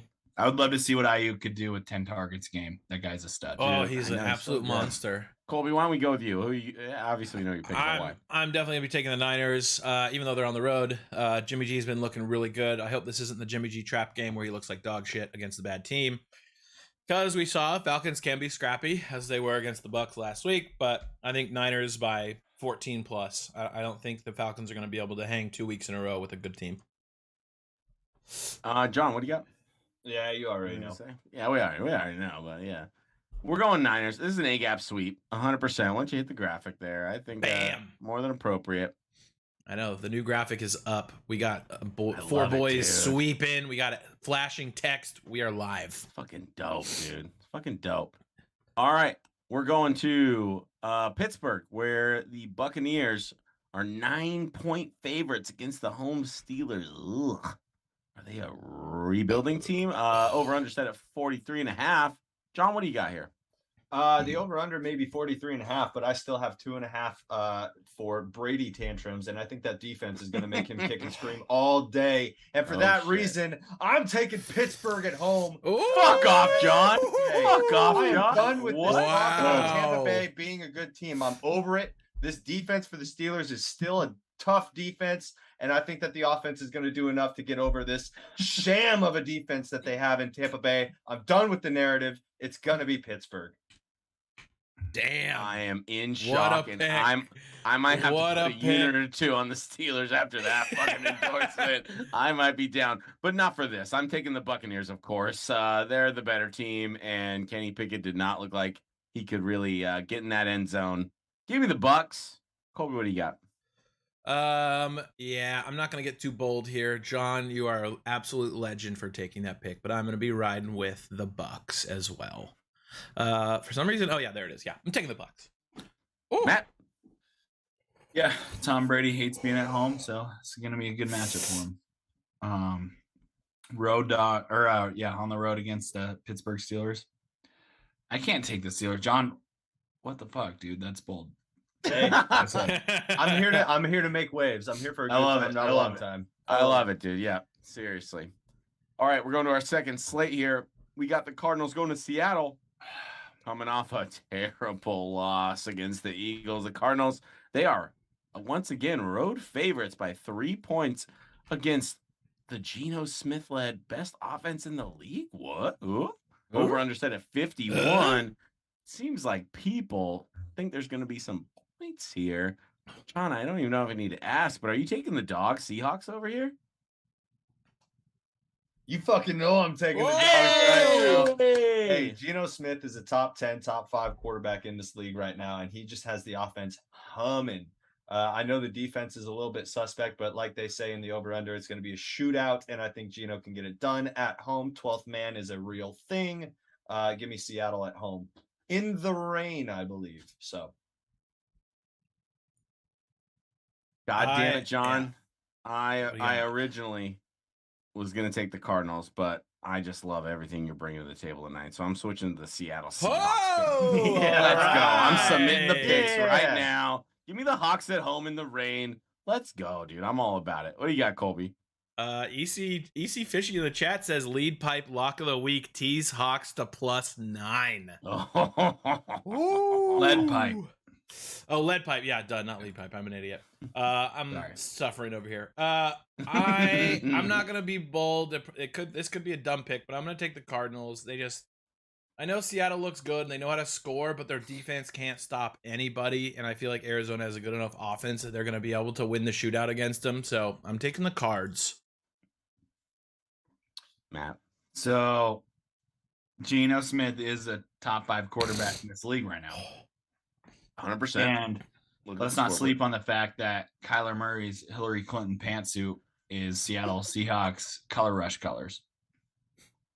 For that reason, with the 12th man there, especially, got to take the Hawks. Wow. Hey, let's go. Wow. You're on an A-gap island, Cole. A-Gap I'm on an Island right now, island, Colby. dude. Good luck. God bless. I'm an Holy island shit. boy. there it brings is. up- No, that's the joke we got to do. Yeah, that's exactly EC it. brings up a great point in chat. Kingsbury history after this game. It's cemented that he's not the wow. guy. I like that, dude. From off season to extension to gone mid season. Let's go. That would be fast. Not even midfield. Still early season, dude. Yikes. All right. And then we've got probably what should be a primetime game, but it's still probably America's Game of the Week, even though it's probably on CBS. So Oh, all I think those things are You wrong. may have skipped one, but if you want to Excuse cover- me. Sorry. We got to go to a much less exciting game. Yeah. The rebuilding, head coachless, Baker Mayfield led Carolina Panthers are going to be going to SoFi Stadium to take on the probably pissed off and kind of sorry ass Los Angeles Rams. Rams are 10.5-point favorites. Yeesh. With only an over under of 40.5. Man, Panthers, they hate you. John, what do you got? It's the highest spread, and I think for good reason. I think it's going to be a thrashing over there in Los Angeles. So give me the Rams. Yeah, I'm taking the Rams as well. Matty Stafford's going to have a good game. The pundits will say that maybe they figured it out, but in reality, they're just playing the Panthers. Colby. Yeah, I smell a sweep coming. It's Rams all the way for me at home, even though they always play against an away team at home. I don't think the Panthers fans travel that well, so I'm definitely going to be taking the Rams. Matt? Yep. Same. Baker Mayfield is not even going to play in this game. It's going to be PJ Walker. PJ Walker, who I'm pretty excited about. Might be better. I gotta Might give say. him a better chance. better. I honestly. know. There might be just some juice. That's the one thing where I'm like, can they even cover just with the juice of a different quarterback and a new head coach? Maybe CMC goes off. I was thinking about throwing it into an underdog parlay. I don't know. I haven't decided. I don't know. Feels dangerous. Ooh, Rams EC have been Fishy says bad. maybe Cup breaks Brandon Marshall's record this game, dude. Ooh, see, Nice. that's why I put that question there, because there's been a wide receiver that's going off each week this season, and every time I look it up, and I'm like, Brandon Marshall in 2009, who'd have thunk it? Nuts. 2 weeks ago, Nuts. Cooper Cup had 19 targets. That's Wow. exactly That's fucking nuts. nutty. That puts him in that was top 3 or something too, because it was Brandon Marshall 21, T.O. 20, Jason Witten 18, Antonio Brown 17. So Yeah. Cooper Cup this season is tied for 3rd. It's fucking nutty. All right, now the game of the week, what we all been waiting for, potential AFC Championship game. We got the Bills going to Kansas City. Bills are riding high after just smoking the Steelers. Chiefs found a way to win against the Raiders. We've got the Bills as away favorites by 2.5. Little surprising there. A colossal over-under of 54 here, though. John, where are you even land in such a crazy landscape? Well, you just saw the Raiders go into Arrowhead and make a statement. I think the Bills are going to get the job done, though. I think that they have all the tools to go in there and finish it. Buffalo. Enough said. Circle the wagons. The wagons. You know what, John? I have the Chiefs winning the entire AFC, but maybe it's just because I watched so much of that Raiders game. Maybe because Josh Allen is not a human. Give me the fucking Bills to pull it out. Better defense, better offense, better Papa John's. everything. Buffalo Bills gonna Bills. find a way. Ooh, yikes. Yep. You know what? This game, it literally could be like a fucking coin toss. So that's what I'm gonna do. I'm gonna toss a fucking coin The to coin? determine this game. Is this a throwback for to me. last season, Colby? I don't have the coin. I don't know where I put it. You have a coin. But I have a thing that has something on one side and something on the other. So I'm gonna go ahead and Why did flip Connor go that. to sleep already, dude? Yeah. I know. So we're gonna go heads for the Bills. We're gonna go tails for the Chiefs. So here we go. It is going to be the Chiefs at Oh, home. shit. All right, Oh no, there it is. Bills. I'm sorry, Bills. Heads was Bills. It's Bills. Bills all the way, baby. Excuse me. The Zin pod spoke. All right, here we go. The Zin has spoken. Matt, what do you got here with all 3 of us taking the Buffalo Bills? Fucking away? We're going to win away? We're circling the wagons, man. All I mean, right, Buffalo today. Bills have had this circled on their calendar since the schedule came Long out. It was the time, most 100%. epic playoff game possibly of all time last year. They want this one badly. The Chiefs are coming off. It was a close game. Might have a little emotional hangover after beating the Raiders there. Division game. Came down to the last play. Give me the Bills, man. Redemption. Love it, love it, love it. Shark. We are all circling the wagons. All right, we are going to probably the most important game of the entire week. Okay, Tom. We got the 5-0 Philadelphia Eagles taking on the 4-1 Cowboys in Philly. Shit's going to be rocking on Sunday night. Eagles are getting that 4.5 point favorites here, which I do appreciate, Vegas. Thank you. 42 over under, kind of interesting, but the defense is hot on both teams. We know what the Cowboys are doing. We know what I'm picking, but John, what do you got? You've got a little. I know this might be an interesting pick here. We'll see. Cowboys John? have a top 5 defense right now, and they are hot with Cooper Rush. They are absolutely on fire. How many passes did he throw last game? Doesn't matter. I learned my lesson. I am not picking against the Philadelphia Eagles. They are There it absolutely is. my hot There it hand right is. now. There is no way that I'm going to go against them. That offense is clicking. That defense is firing. Give me Philadelphia. Give me them at home. Sorry, Dallas. You're going home upset. Love it. Love it. Love it. You know who I'm going. Go Birds. Go Birds. What you got, Colby? Of course. You know, Tom, I've been ride or die with you all season. They're 5-0. They could be due for a loss against a top 5 defense. Cooper Rush looks good. I'm fucking with you. I'm taking the fucking Birds. Come on, I'm taking the fucking Birds. Are you kidding me? Let's fucking go. Birds at home. L-E-E-S, Eagles. Matt, don't bring this party down. Don't bring this party down, Matt. What do you got? So there's 3 teams in the NFC East with 4 or more wins, and I think 2 are fraudulent, and one of them is not the Eagles. Come on. I mean, There you go. I'm gonna fucking ride at the Birds, man. Let's go. Top That's an defense, A-gap top sweep offense, for the A-gap sweep. fucking for the Birds, baby. Let's go. Huge game. Obviously, all Jalen Hurts needs to check off on his franchise QB bingo card is beating the goddamn Cowboys. So I can't be more excited. It's gonna be sick. It's at home. Crowd's gonna be rocking. On Can't wait. Whoa, Sunday night. Oh, Sunday night. Thanks for not forgetting. Yeah, Yep, that was we're good. getting to there. Thank you, forget. John. Appreciate Can't that. forget. Can never forget. Never. All right. Monday Night Football. What was that? What do we sing here? Ba ba ba ba.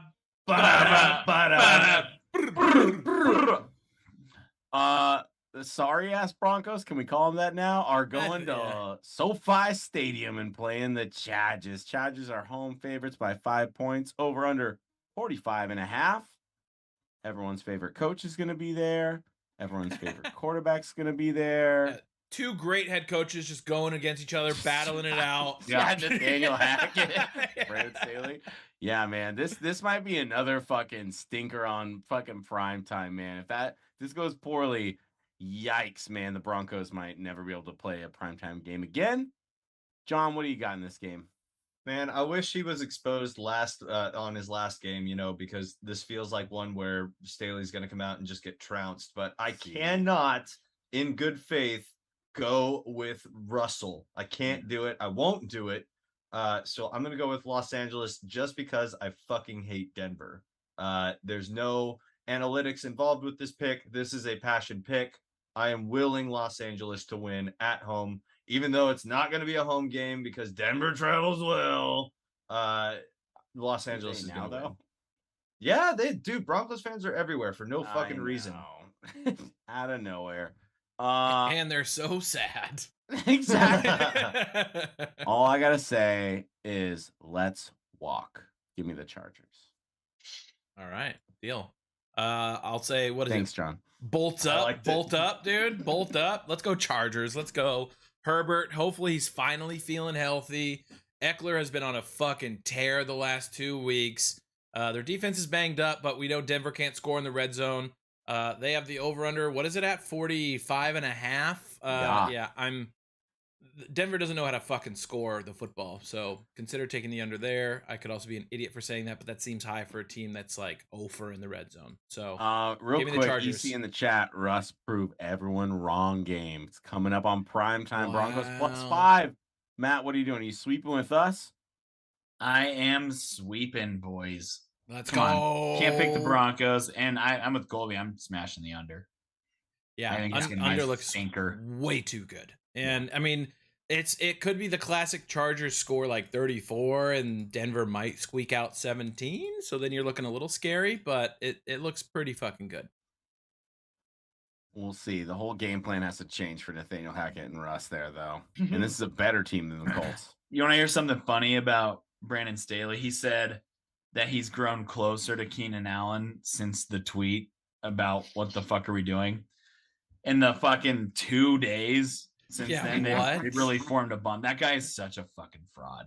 Yes. 100%, He's just full of dude. shit. Every time he speaks, he's just full of shit.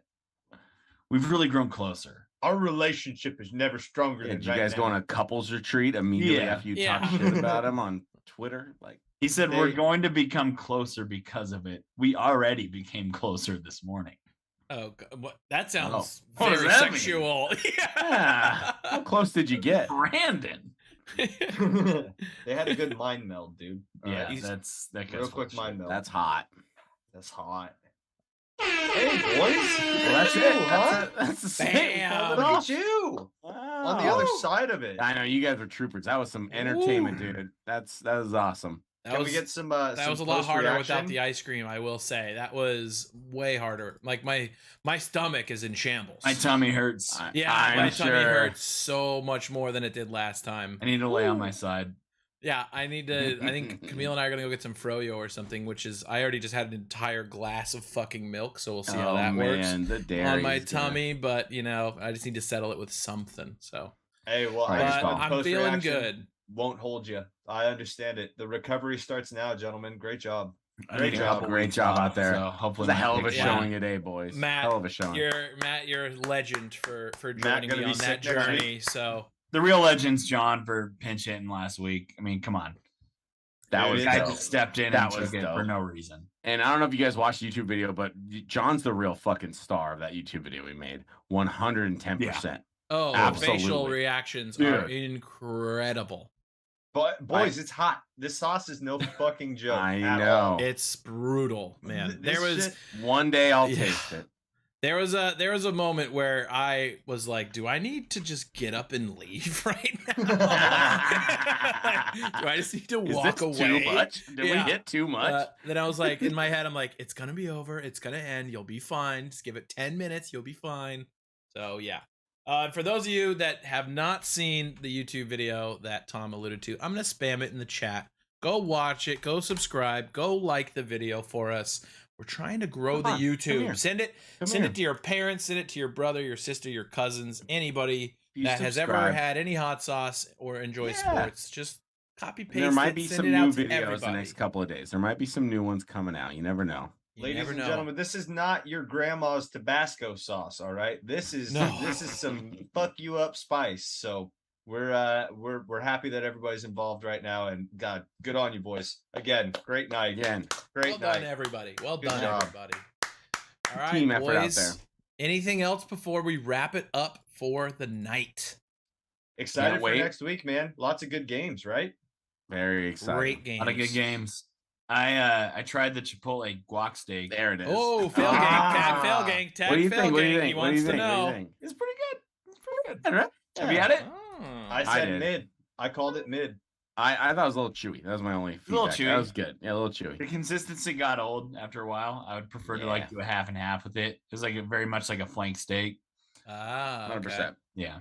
I gotta give it a try. I went to Chipotle recently It's and I good. didn't get it just because I'm a creature of habit. You know, I'm just like I want the shit that I like. I want the shit that I'm used to. I won't get it Uh, again if that helps. Okay, Yeah, well that tells you maybe enough. maybe I'll ask Same. for like a I've had chicken sampler 3 next times time in I go. Chipotle. Yeah. EC Fishy, let me get you the pick'ems right now. I'll get you the link for that. So you we've been can missing EC in there, join dude. the pool. We got to get gotta- you in, bud. We got to get you compete in. with Hurley, bro. You gotta Dude, watch out. he's not kidding about they come up with that to give you less meat. I ordered it to go. Like you pick it up in the Chipotle and I got double yeah. meat, Chipotle? and it was $21 for a bowl with double What? meat. What? Yeah. Or it's way more Because expensive. the meat's more expensive, and then Yeah, you doubled it. yeah. Yeah, Because it those has the fucking bastards. word guac in it.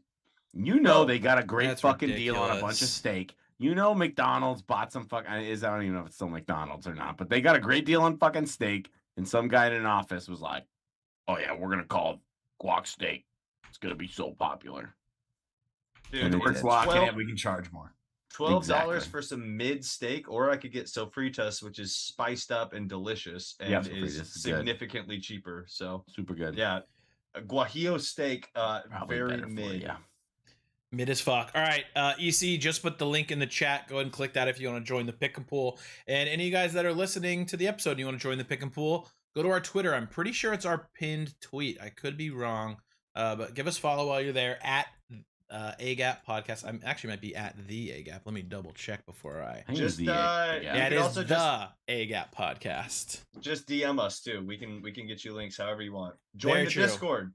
Yes, hop in the Discord, hop in Twitter, Instagram, YouTube, everything. Let's share this with the people, because if we're gonna keep eating this hot sauce, we want some people to be here for it. Right. So, let's go. Got to. We're putting our bodies on the line for you, chat, and for you, podcast listeners. We love y'all. So Hey, good job, everybody. Thank Great you all for episode, being boys. here. Great episode. Great job. great job, I don't care if everybody. anyone listens. I just like hanging out with my friends. Exactly. Exactly. We're here with the lads. So thank you all for being here. We love Love you you, chat. guys. Love and you guys. we'll see you next